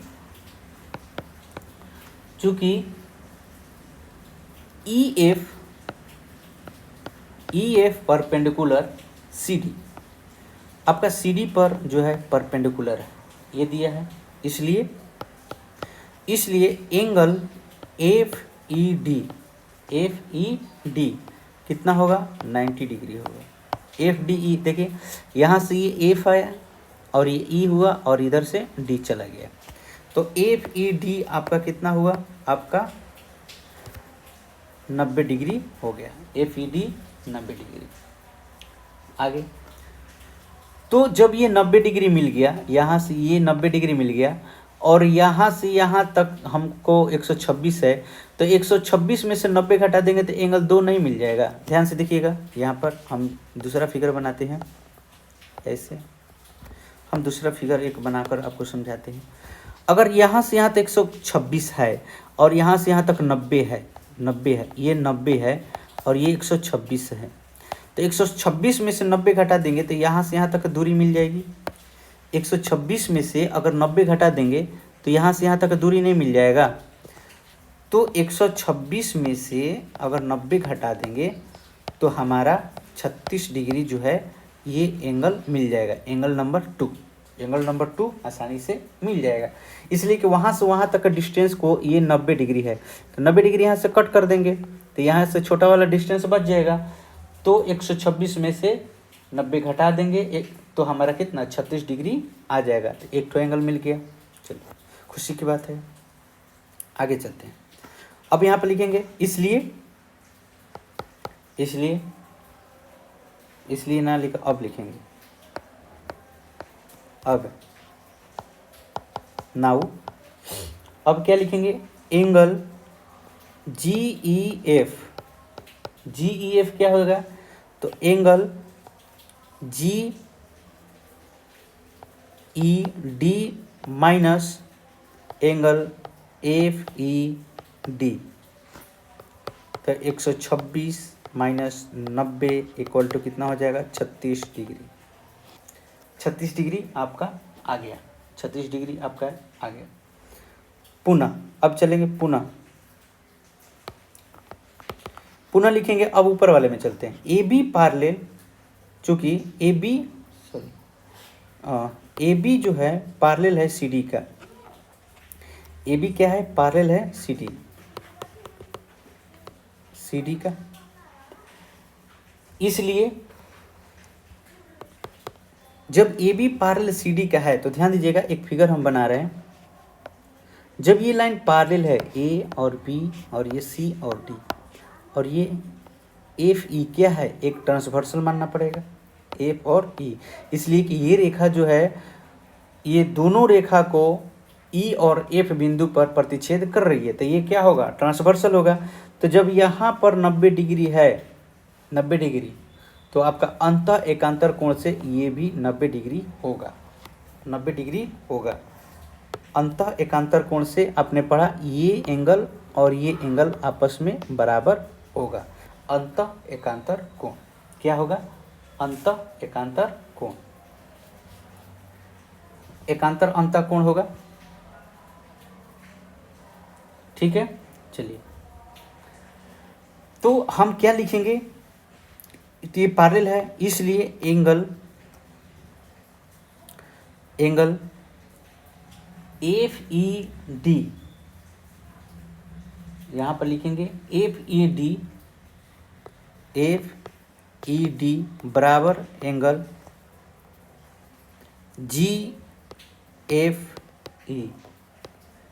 GFE इक्वल टू कितना 90 डिग्री।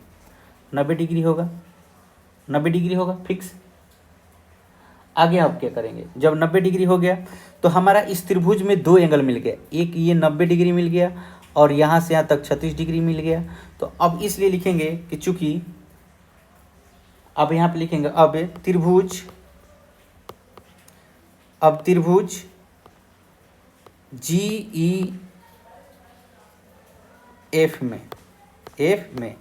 GEF में क्या लिखेंगे, तीनों कोणों का सम क्या होता है 180 डिग्री होता है। GEF के तीनों कोणों का योग क्या है 180 डिग्री। त्रिभुज GEF में लिखेंगे इसके तीनों कोणों का योग 180 डिग्री है, इसके तीनों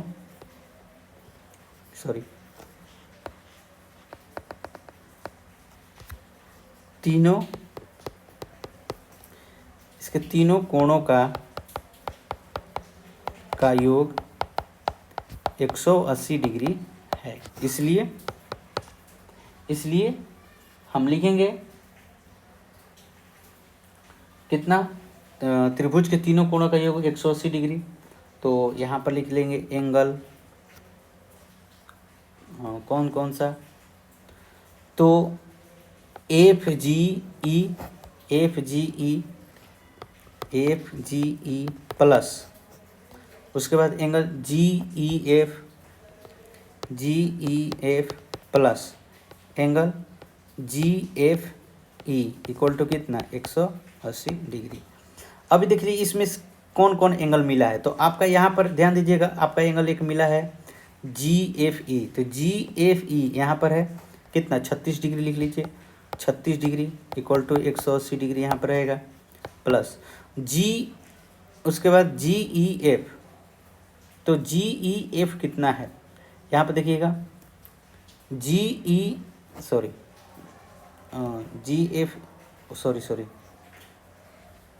यहाँ पर जी ई एफ था ना, सॉरी यहाँ पर थोड़ा सा मिस्टेक हुआ by mistake, sorry. G E F जो है 90 डिग्री है, प्लस यहाँ पर जी ई एफ जो है जी ई एफ आपका 36 डिग्री है। यहाँ पर जी ई एफ निकाले थे 36 डिग्री है। और ये एफ जी ई तो ज्ञात करना है, एफ जी ई यहाँ पर देखिएगा एफ जी ई ज्ञात करना है। तो एंगल एफ जी ई छोड़ देंगे, कितना हो जाएगा ये 180 डिग्री। यहाँ पर लिखेंगे F G E equal to 180 minus, इसको जोड़ेंगे तो कितना हो जाएगा 126। तो एफ जी ई एंगल कितना हो जाएगा 54 डिग्री। 54 डिग्री आपका आ गया, ये आपका आंसर हो गया। तो आपका तीनों कोणों का मान आपका आसानी से निकल गया। ए जी ई पूछ रहा था, तो ए जी ई जो है आपका निकल जाएगा कैसे, सॉरी ए जी ई निकल जाएगा, ए जी ई निकल जाएगा आपका, कैसे निकल जाएगा, तो रैखिक युग्म अभिगृहित से, रैखिक युग्म अभिगृहित से निकल जाएगा, या वो डायरेक्ट यहाँ पर लिखेंगे कि A B parallel C D है। चूँकि यहाँ पर ए बी और ये ए और बी और सी डी जो है पैरेलल है, और जी एक तिर्यक रेखा है, क्या है तिर्यक रेखा है। तो एंगल ये जो है 126 डिग्री है, तो ये भी क्या होगा 126 डिग्री होगा अंतः एकांतर कोण से। तो यहाँ पर लिखेंगे लास्ट में, चूँकि A B parallel C D तथा यहाँ पर क्या है आपका जी ई रेखा तिर्यक रेखा तथा तिर्यक रेखा जी ई है। इसलिए एंगल ए जी ई बराबर angle F E D equal to, ये क्या होगा आपका बराबर होगा जी ई डी, क्या होगा आपका सॉरी जी ई डी होगा ये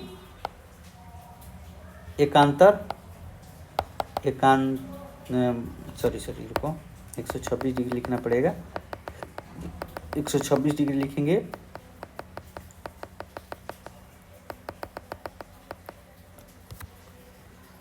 जी ई डी इक्वल टू कितना 126 डिग्री, और लिखेंगे यहाँ पर ब्रैकेट में ये एकांतर अंतः कोण है। चलिए, तो इस तरह से आपका तीनों एंगल का मान आसानी से मिल गया। आपका ए जी ई चाहिए था तो ए जी ई मिल गया, जी ई एफ चाहिए था तो यहाँ पर देखिए जी ई एफ कहाँ मिल गया आपका, तो जी ई एफ यहाँ पर मिल गया और एफ जी ई यहाँ पर मिल गया, तीनों एंगल का मान मिल गया। चलिए अब चलते हैं अगला क्वेश्चन पर। चौथा नंबर क्वेश्चन, ये भी आपका इम्पोर्टेंट क्वेश्चन है, बहुत ही महत्वपूर्ण क्वेश्चन है। चौथा नंबर देखिए, चौथा नंबर में आपका पैरेलल लाइन दिया नहीं है। तो अगर ऐसा फिगर दिया जाता है एग्जाम में, तो क्या करना होता है कि खुद से जो लाइन है उसको हम आगे की तरफ बढ़ाते हैं। जैसे मान लीजिए कि एसटी रेखा है, तो अगर हमको ऐसा लग रहा है कि ये रेखा को अगर आगे हम ऐसे बढ़ाते हैं और कुछ मिलता है तो हम बढ़ा सकते हैं, हम मान सकते हैं कि आगे बढ़ा है। जैसे पी क्यू है तो पी क्यू रेखा को ऐसे हम आगे बढ़ा सकते हैं, ठीक। या देखिए यहाँ पर जो आर बिंदु है, यहाँ पर एक लाइन ड्रो हम खुद से कर सकते हैं, पैरेलल लाइन हम ड्रो कर सकते हैं और इसका नाम लिख सकते हैं ए बी मान लिया, ठीक। यहाँ पर आपको संकेत में दे दिया है कि बिंदु आर से एस टी के समानांतर एक रेखा खींचिए। ये खुद से संकेत दे दिया है कि आप खींच कर बनाइए, मतलब कि अभी आप सीख रहे हैं तो आपको पता नहीं होगा, इसलिए यहाँ पे ये संकेत दे दिया कि आप ऐसा कीजिए तभी आपका ये मैथ आगे बन पाएगा। तो जब दो रेखा समानांतर हो और एक तिर्यक रेखा हो तो इसका अंतः एकांतर कोण आपस में बराबर होता है, संगत कोण बराबर होता है। इस बात को ध्यान में रखेंगे, मैथ आसानी से सब बनता चला जाएगा। अब देखिए यहाँ पर क्या दिया है और क्या निकलना है। तो सबसे पहले हम यहाँ पर लिखेंगे जो जो दिया है उसको लिखेंगे, क्या क्या दिया है गिवन, क्या दिया है। तो दिया है चूंकि P Q parallel S T angle P Q R equal to कितना 110 डिग्री तथा angle R S T equal to 130 degree. इसलिए एंगल क्यू आर एस का वैल्यू क्या होगा, इसका वैल्यू निकालना है। अब यहाँ पर क्या हम करेंगे, खुद से यहाँ पर एक लाइन को खुद से हम ड्रॉ करेंगे। यहाँ पर लिखेंगे रचना, क्या लिखेंगे, रचना लिखेंगे। यहाँ पर हम रचना लिखेंगे यहाँ पर लिखेंगे रचना खुद से, मतलब कि जो खुद से इसमें फिगर ड्रॉ करते हैं तो उसके लिए हम लिख देते हैं रचना। यहाँ पर बिंदु आर से एक समांतर रेखा ए बी खींचा, रचना लिखेंगे, रचना लिख लेंगे। यहाँ पर लिखेंगे बिंदु आर से एस टी के समांतर एक रेखा ए बी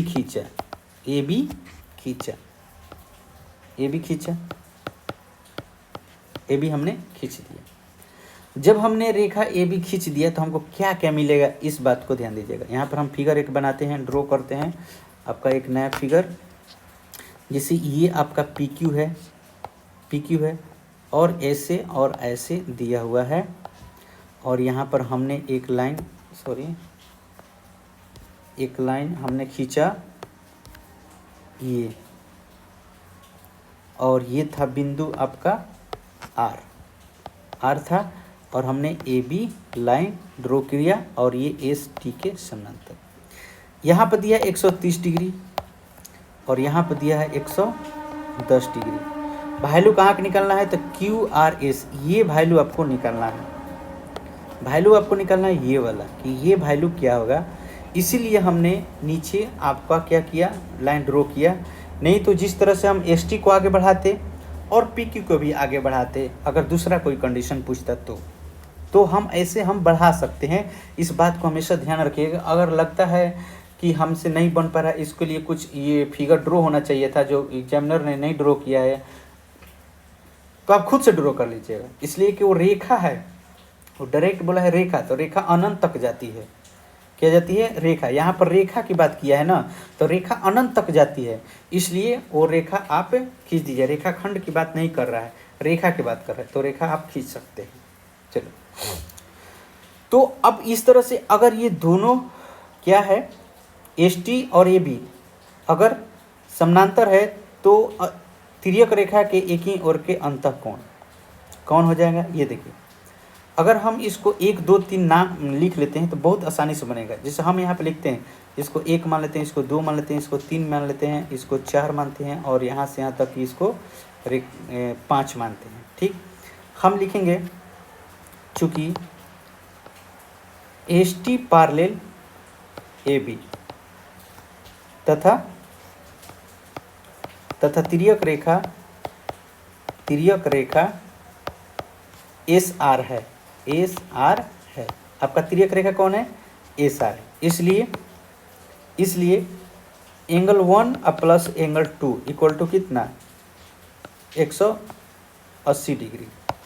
अब यहाँ पर ब्रैकेट में लिख लेंगे तिर्यक रेखा के एक ही ओर के अंतः कोण।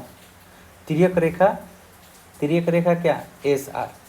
तिर्यक रेखा यहाँ पर लिखेंगे, तिर्यक रेखा एस आर के एक ही ओर के अंतः कोण क्या होते हैं, समपूरक होते हैं, 180 डिग्री। अब देखिए एंगल 1 का वैल्यू आपका दिया है 130 degree plus angle 2 equal to कितना, 180 डिग्री। तो एंगल 2 का वैल्यू कितना हो जाएगा, 180 में से 130 को सब्ट्रैक्ट कर लेंगे, एंगल 2 बराबर कितना आ जाएगा आपका 50 डिग्री। एंगल 2 का वैल्यू कितना आ गया, 50 डिग्री। तो एंगल 2 को हमने क्या एंगल क्या होगा, एंगल एस आर बी। ठीक, यहाँ पर एक ये जो 130 डिग्री दिया है आपका आर एस टी दिया है, आर एस टी, तो हमने उसको 1 माना है, ध्यान दीजिएगा, हमने उसको 1 माना है, खुद से आसानी से बनता है। अगर एंगल का नाम 1 2 3 लिख कर अगर बनाएंगे तो बहुत ही आसानी से बन जाएगा, आपको बारी बारी से ऐसे आप कभी कंफ्यूज हो जाएंगे कि कौन सा एंगल लिखना था, कहाँ पर है। 1 2 3 रहेगा तो बहुत ही आसानी से नज़र आ जाएगा। आगे चलते हैं, अब इसमें चलते हैं, चूँकि यहाँ पर लिखेंगे अब अगला स्टेप में, चूँकि ये तो बन गया 50 डिग्री आ गया आपका, चूँकि P Q parallel A B है, क्यों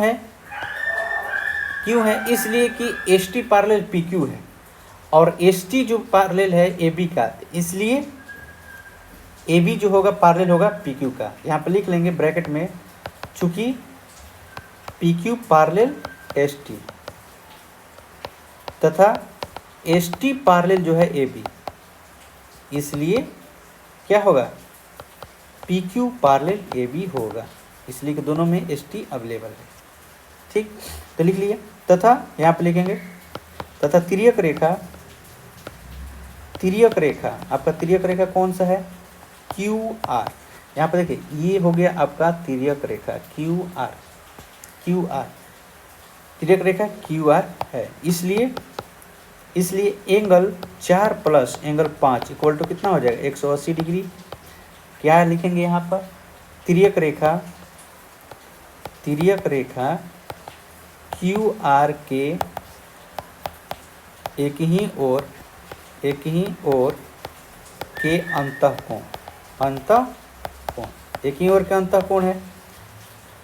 तो अब देखिए एंगल 5 का वैल्यू दिया है, तो एंगल 5 का वैल्यू कितना दिया है, 110 डिग्री, तो 180 हो जाएगा। तो एंगल 4 का वैल्यू कितना हो जाएगा, 180 माइनस 110, तो एंगल 4 बराबर कितना हो जाएगा, 70 डिग्री। इसलिए एंगल ए आर कितना लिख सकते हैं, A R Q equal to कितना आप लिख सकते हैं, 70 डिग्री। अब देखिए ये 70 डिग्री तो आपका आ गया। आगे आपको क्या दिख रहा है, आपको दिख रहा है कि ए बी एक रेखा है और आर इस पर एक बिंदु है, इसलिए रैखिक युग्म से एंगल 2 एंगल 3 और एंगल 4 मिलाकर कितना हो जाएगा, 180 डिग्री, और एंगल 3 का वैल्यू आपको निकालना है। तो लिखेंगे यहाँ पर, चूँकि ए बी एक रेखा है तथा इस पर आर एक बिंदु है, इसलिए रैखिक युग्म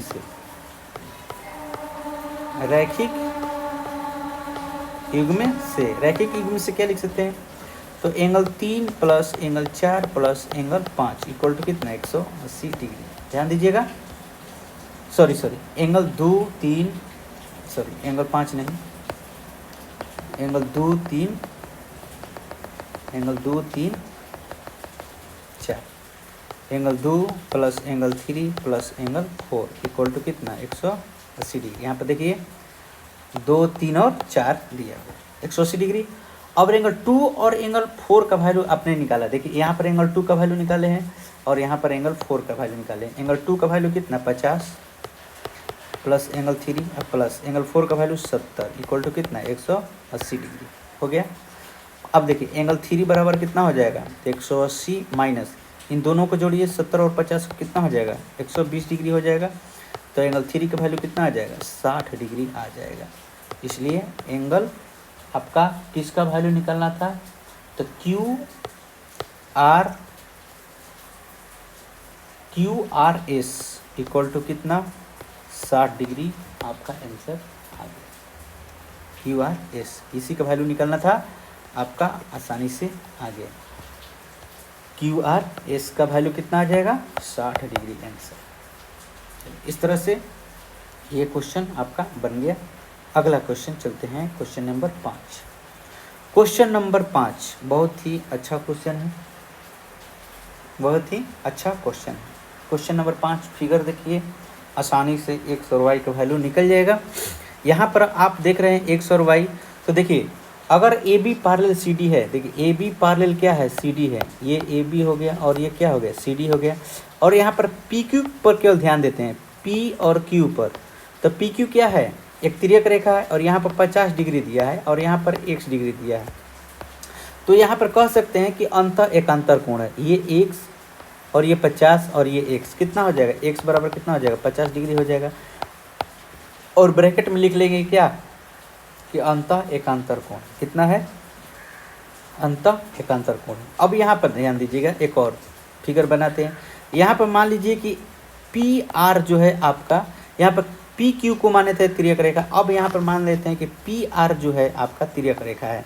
तो तिर्यक रेखा है तो ध्यान दीजिएगा यहाँ पर 127 डिग्री दिया है, यहाँ पर आपका 127 डिग्री दिया है। तो अगर ये 127 डिग्री है तो ये भी 127 डिग्री होगा, 127 डिग्री होगा। लेकिन फिगर में देखिए 127 जो है यहाँ से यहाँ तक होगा।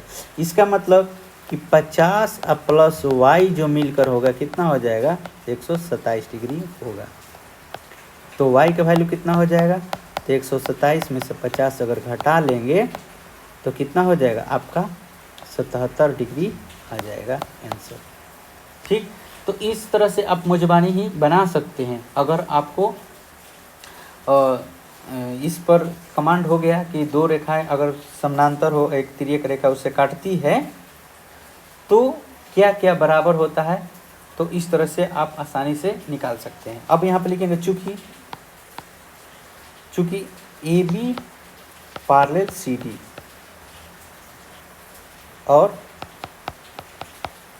तिर्यक रेखा, तिर्यक जो रेखा है आपका क्या है पी क्यू उनसे मिलती है, उनसे मिलती है। यहाँ पे ये सब लिखेंगे गिवन में आपका क्या क्या दिया है। तो इसलिए क्या लिखेंगे पी क्यू जो हमने तिर्यक रेखा माना तो हम लिखेंगे x बराबर कितना 50 डिग्री और ब्रैकेट में लिख लेंगे क्या लिखेंगे एकांतर अंतःकोण, एकांतर अंतःकोण, अंतः मिल गया एकांतर अंतःकोण है। देख लीजिए यहाँ पर ये 50 और ये x एकांतर अंतःकोण है, इसलिए x का वैल्यू कितना होगा 50 होगा। अब लिखते हैं पुनः अगेन, चूँकि A B parallel C D तथा पी आर जो है इसको ऐसे लिखते हैं, तिर्यक रेखा पी आर है तथा तिर्यक रेखा पी आर है। इसलिए क्या एंगल ये 50 degree plus Y equal to कितना हो जाएगा 127 डिग्री। अब ब्रैकेट में लिखेंगे एकांतर अंतःकोण,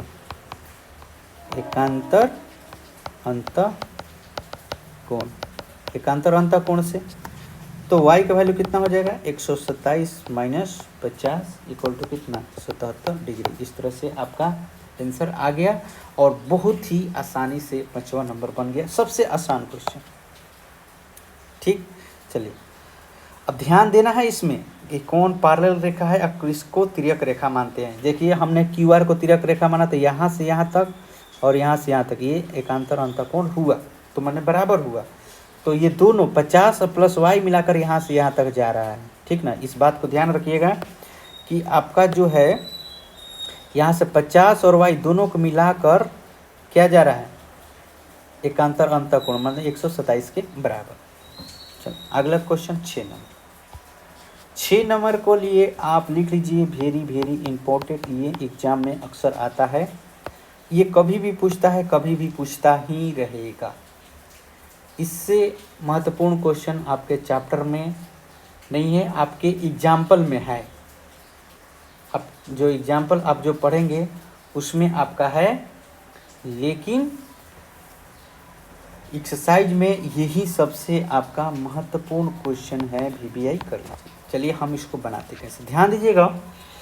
ये जो आपकी आकृति दिया है 6.33, ये दर्पण है, PQ और SR दो दर्पण है। आप ध्यान दीजिएगा, आप इसको खुद से घर पर भी देख सकते हैं कि दो आईना ले लीजिए और सूर्य की जो रोशनी है उसको आईने को सूर्य की रोशनी की तरफ कीजिए, उससे जो प्रकाश आएगा और टकरा कर दूसरी तरफ जाता है लाइट, तो प्रकाश के ये परिवर्तन से होता है, आपतित किरण आती है और फिर वहाँ से परिवर्तित हो जाती है। तो यहाँ पर यही दिया है कि जैसे आप टर्च भी बार कर देख सकते हैं, टर्च से दो आईना ले लीजिए और एक टर्च बारिए और तो देखिएगा कि जिस पहला जो दर्पण पर आप टर्च बार रहे हैं तो वहाँ से जो प्रकाश टकराएगा दूसरे दर्पण जाएगा और फिर दूसरा वाला दर्पण से भी प्रकाश टकराकर आगे निकल जाएगा। लेकिन यहाँ पर अगर दोनों समानांतर रहेगा तो दोनों जो है समान एंगल से परिवर्तित होगा, इस बात को ध्यान रखिएगा। तो देखिए यहाँ पर हमें कुछ रचना करना पड़ेगा तभी आपका यहाँ पर बन पाएगा। तो सबसे पहले जो जो दिया रहेगा उसको हम लिखेंगे। इसमें क्या क्या दिया है, यहाँ पर कह रहा है कि PQ, यहाँ पर लिख लेंगे सोल्यूशन लिखेंगे क्या, PQ गिवन PQ और RS दो दर्पण है, एक दूसरे के समानांतर है, तो लिखेंगे PQ parallel RS। PQ parallel क्या है, RS है। अब यहाँ पे देखिए आपतित किरण मतलब जो आ रही है, इंसिडेंट रे होती है, तो इंसिडेंट रे कौन है, AB है। देखिए यहाँ पर देखिए AB यहाँ पर दिया है, ये किरण अभी मतलब आप टर्च से बार रहे हैं, आप जो PQ आपका जो दर्पण है पहला दर्पण, उस पर आप टर्च बार रहे हैं, तो वहाँ से प्रकाश टकरा कर आप जो दूसरा दर्पण उसी के समानांतर रखे हैं RS उस पर पड़ रही है बिंदु C पर, और यहाँ से टकरा कर ये D की तरफ जा रही है। तो यहाँ पर लिखा है AB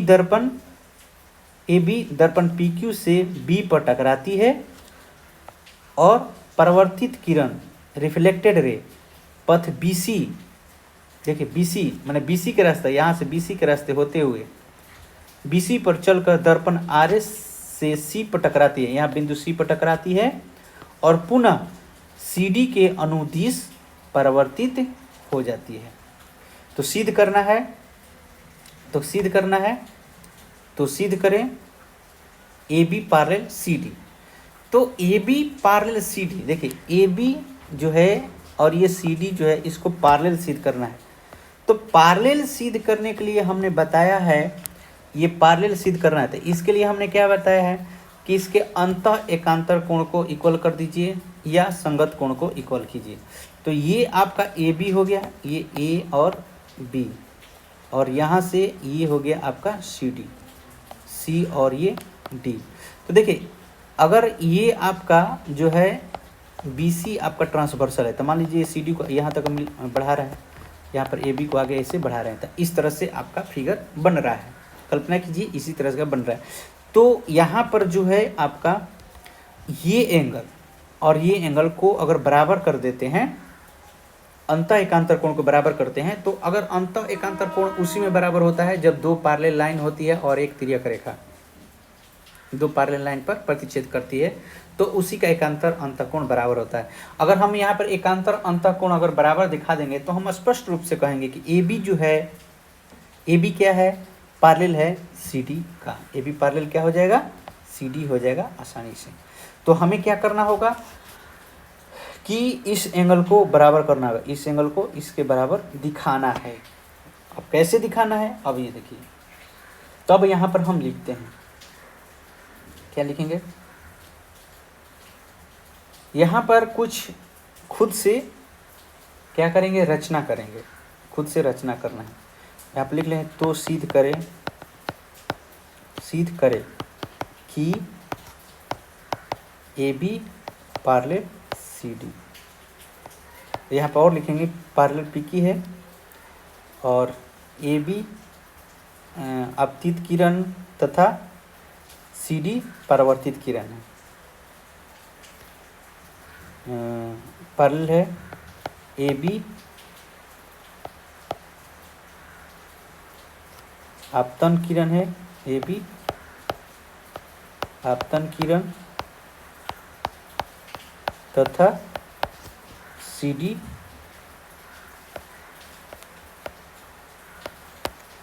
परावर्तित किरण है। इस बात को लिख लेंगे, सिद्ध करना है इतना, ये सिद्ध करना है। अब यहाँ पर प्रमाण लिखते हैं, लेकिन प्रमाण के पहले हमको इसमें कोई चीज़ की ज़रूरत है। तो हम जो ज़रूरत है कि मतलब कि ये अधूरा फिगर लग रहा है, तो हम खुद से एक रचना कर लेते हैं, रचना, और उस रचना को करके इस फिगर को कंप्लीट करते हैं और फिर हम दर्शाते हैं। रचना यहाँ पर करते हैं कि ए बी में एक हम पैरेलल लाइन खींचते हैं, सॉरी ये परपेंडिकुलर डालते हैं। जैसे हम यहाँ पर रेखा आपको बता रहे हैं, जैसे ये आपका जो है, इस फिगर को हटा देते हैं,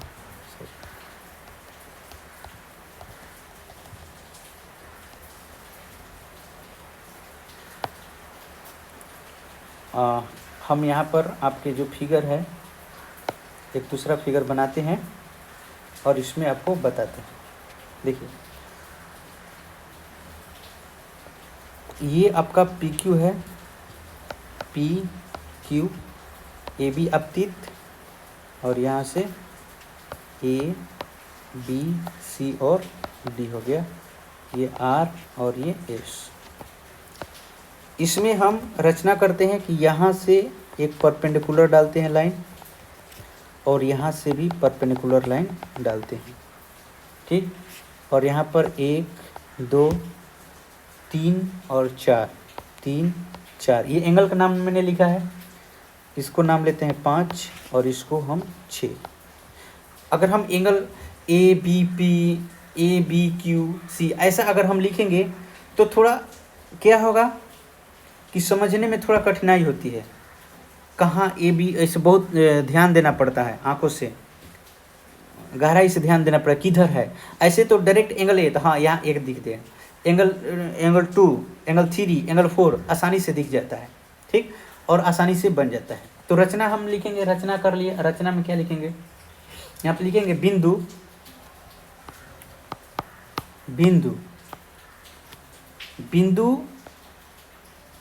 बी पर B E perpendicular P Q.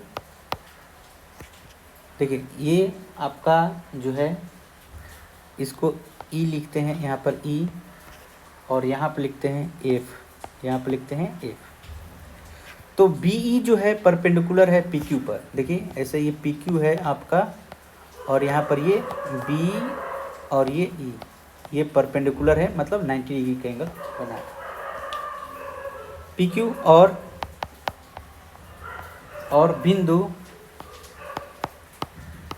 बिंदु सी पर C F perpendicular R S खींचा। आर एस खींचा, मैंने खींच दिया। बात को ध्यान रखिएगा, यहाँ पर ये आर एस है और यहाँ पर आपका सी एफ मैंने खींच दिया है, फिगर में देख सकते हैं। यहाँ पर ये आर और एस, इस तरह से ये परपेंडिकुलर है। अब यहाँ पर लिखेंगे परावर्तन के नियम से। परावर्तन क्या होता है कि जब आपतित किरण आती है और दर्पण से वो किरण टकराती है, तो यहाँ पर आपतन कोण जो होता है परावर्तन कोण के बराबर होता है। मतलब कि यहाँ पर एंगल 1 है और एंगल 2 जो है आपस में बराबर होगा जब हम वहाँ पर एक परपेंडिकुलर अभिलंब रेखा डालते हैं। आपको ये 10वीं क्लास में पढ़ने को मिलेगा परावर्तन के नियम से। फिलहाल यहाँ पर लिख लेते हैं परावर्तन के नियम से। 10वीं क्लास में जब प्रकाश चैप्टर पढ़ाई होगा तो वहाँ पर इसमें को आपतन कोण, परावर्तन कोण, आपतित किरण, परावर्तित किरण, ये सभी आपको पढ़ने को मिलेगा, ठीक ना। फिलहाल यहाँ पर हम इसको लिख लेंगे। प्रमाण में चलते हैं, प्रमाण में चलते हैं। प्रमाण में क्या लिखेंगे यहाँ पर, सबसे पहले लिखते हैं परावर्तन के नियम से। परावर्तन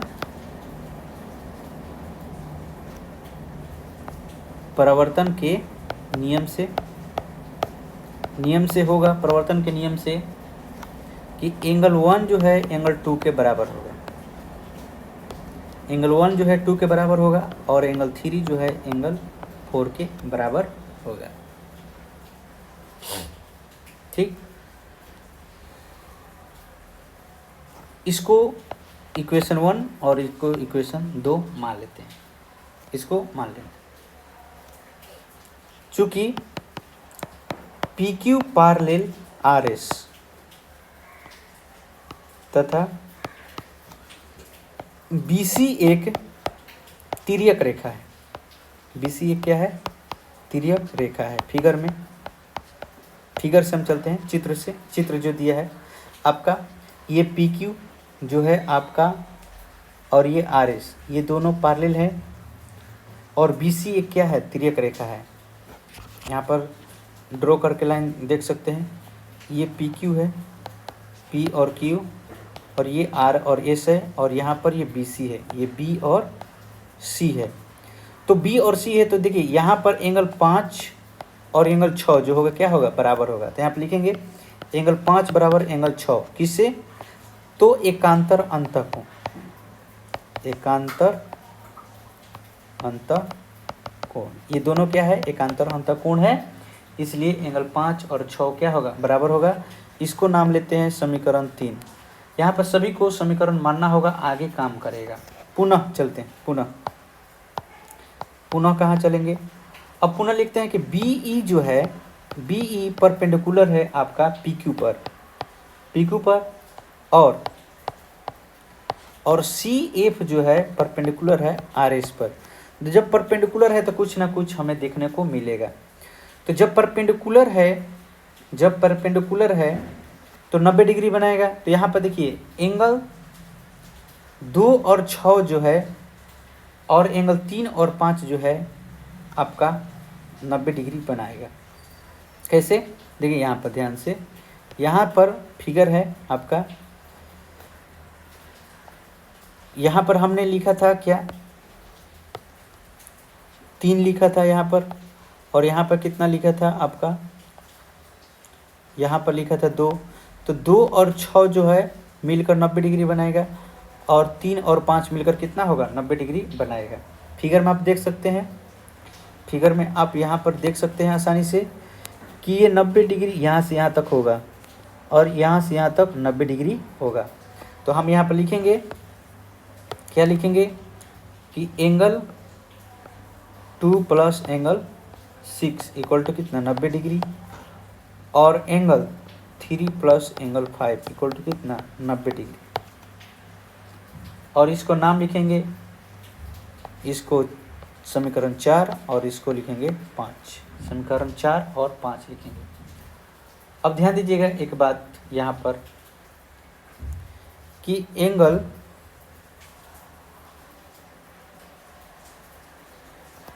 समीकरण 4 से हम लिखते हैं, समीकरण समीकरण 4 से क्या 4 से होगा कि एंगल 2 इक्वल टू लिख सकते हैं 90 degree minus angle 6, minus angle 6।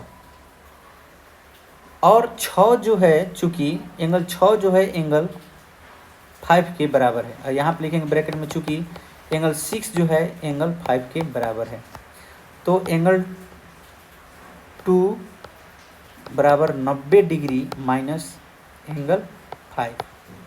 और यहाँ पर तो इसको नाम लिख देंगे कितना है, समीकरण, यहाँ पर लिख देंगे समीकरण 6, इसको नाम लिख लेंगे समीकरण 6, इसको मान लीजिए समीकरण 6 लिखते हैं।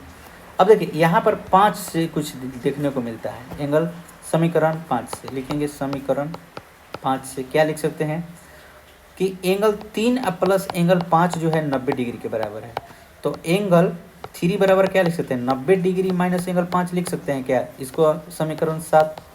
अब देखिए 6 और 7 में हमको क्या मिल रहा है, एंगल 6 और 7 में RHS साइड बराबर है, तो हमारा LHS साइड भी बराबर होगा, तो लिखेंगे समीकरण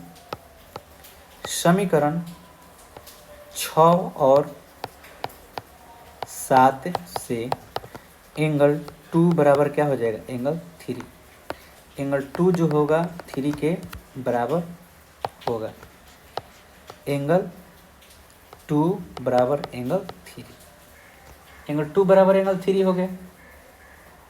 यहाँ पर आपको मिल गया एंगल 2 जो है क्या हो गया 3 के बराबर मिल गया, इसको नाम लिख लेते हैं समीकरण 8। काम करेगा, आगे काम करेगा, हो सकता है कि हमको कहीं यूज मिले। अब यहाँ पर देख सकते हैं एक और चीज,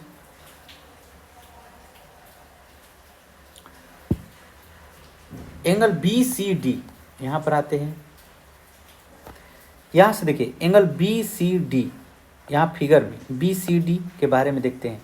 तो BCD में क्या था कि एंगल 1 और एंगल 2 आपस में बराबर था, तो एंगल BCD को एंगल 1 + 2 लिख सकते हैं, इसलिए कि हमको ये दोनों एंगल ही तो बराबर रखना है।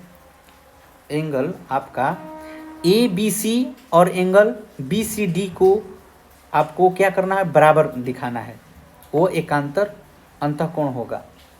तो यहाँ पर एंगल देखो ABC और एंगल BCD को ही बराबर दिखाना है, इसलिए हम चलते हैं एंगल BCD में। अब जिसको बराबर दिखाना है उसी पर काम करना होता है, इसलिए हम चलेंगे एंगल BCD में। अब यहाँ पर लिखेंगे चूंकि एंगल BCD जो है एंगल 1 प्लस एंगल 2 है, एंगल 1 प्लस क्या है एंगल 2 है, और चूंकि हम जानते हैं चूंकि एंगल 1 बराबर क्या है एंगल 2 के है, तो हम यहाँ पर लिख सकते हैं कि एंगल 1 की जगह 2 लिख सकते हैं और एंगल 2 लिख सकते हैं। ठीक, अब हम यहाँ पर क्या लिख सकते हैं 2 एंगल 2। अब ध्यान दीजिएगा समीकरण हम यहाँ पर 8 का प्रयोग कर रहे हैं कि 2 जो है 3 के बराबर है, एंगल 2 जो है क्या है 3 के बराबर, लिखेंगे समीकरण 8 से क्या लिखेंगे, समीकरण 8 से, तो यहाँ पर लिखेंगे 2 एंगल 3 हम लिखेंगे, एंगल 2 कितना लिखेंगे एंगल 3, यहाँ पर ब्रैकेट में लिखेंगे चूंकि एंगल 2 बराबर क्या है एंगल 3 है, समीकरण 8 से।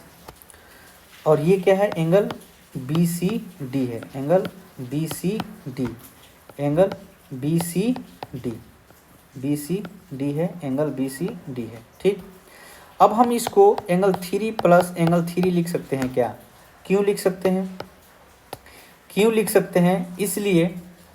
इसलिए लिख सकते हैं कि एंगल 3 जो है 4 के बराबर है, यहाँ पर देखिएगा एंगल 3 जो है 4 के बराबर है, एंगल 3 जो है 4 के बराबर है। हम लिखेंगे समीकरण 2 से, यहाँ पर लिख लेंगे चूँकि एंगल 3 बराबर एंगल 4 है, समीकरण 2 से, तो हम एंगल 3 प्लस एंगल 4 लिख सकते हैं। और ध्यान दीजिएगा फिगर में आपका जो ये फिगर था हमने बनाया था, जो फिगर में आपका क्या था कि ये जो आपका फिगर था ऐसे, यहाँ पर 1 2 और ये 3 4 था, तो एंगल 3 और 4 जो है यहाँ से यहाँ तक आया, और 1 और 2 कहाँ, यहाँ से यहाँ तक आया, और ये एंगल बी सी डी है। तो हम लिख सकते हैं, ध्यान दीजिएगा, ऊपर के फिगर में आते हैं। तो यहाँ पर जो हमने रचना किया था 3 और 4 लिखा था, तो 3 और 4 आपस में बराबर है। ये 3 + 4 के बदले में क्या लिख सकते हैं, ए बी और सी। हम यहाँ पे लिख सकते हैं एंगल ए बी और सी लिख सकते हैं, और ये क्या है, एंगल बी सी डी है। ये दोनों मिलकर क्या बनाते हैं, एकांतर अंतःकोण। क्या है ये, एकांतर अंतःकोण है। इसलिए A B parallel C D सिद्ध हुआ। क्या हुआ, सीधे हुआ। इस तरह से आपका ये चैप्टर समाप्त हुआ। क्वेश्चन नंबर 6 को आप बारी बारी से बनाइएगा, इसलिए कि ये एग्ज़ाम के लिए आपके परीक्षा के दृष्टिकोण से बहुत ही महत्वपूर्ण है। इसी तरह से आपका एक और क्वेश्चन मिलेगा कि पी क्यू जो है ये पैरेलल और आर एस पैरेलल है, कोई तिर्यक रेखा है। तो हमने पहले ही बताया था कि ये जो है रेखा समानांतर कब होगा, क्योंकि ये एक दूसरे को बराबर भागों में बांटती है। तो यहाँ पर संगत कोण अगर हम बराबर कर देंगे तो ये दोनों रेखा आपस में बराबर हो जाएगी। चलिए अगले चैप्टर के लिए अगले वीडियो में मिलते हैं। जय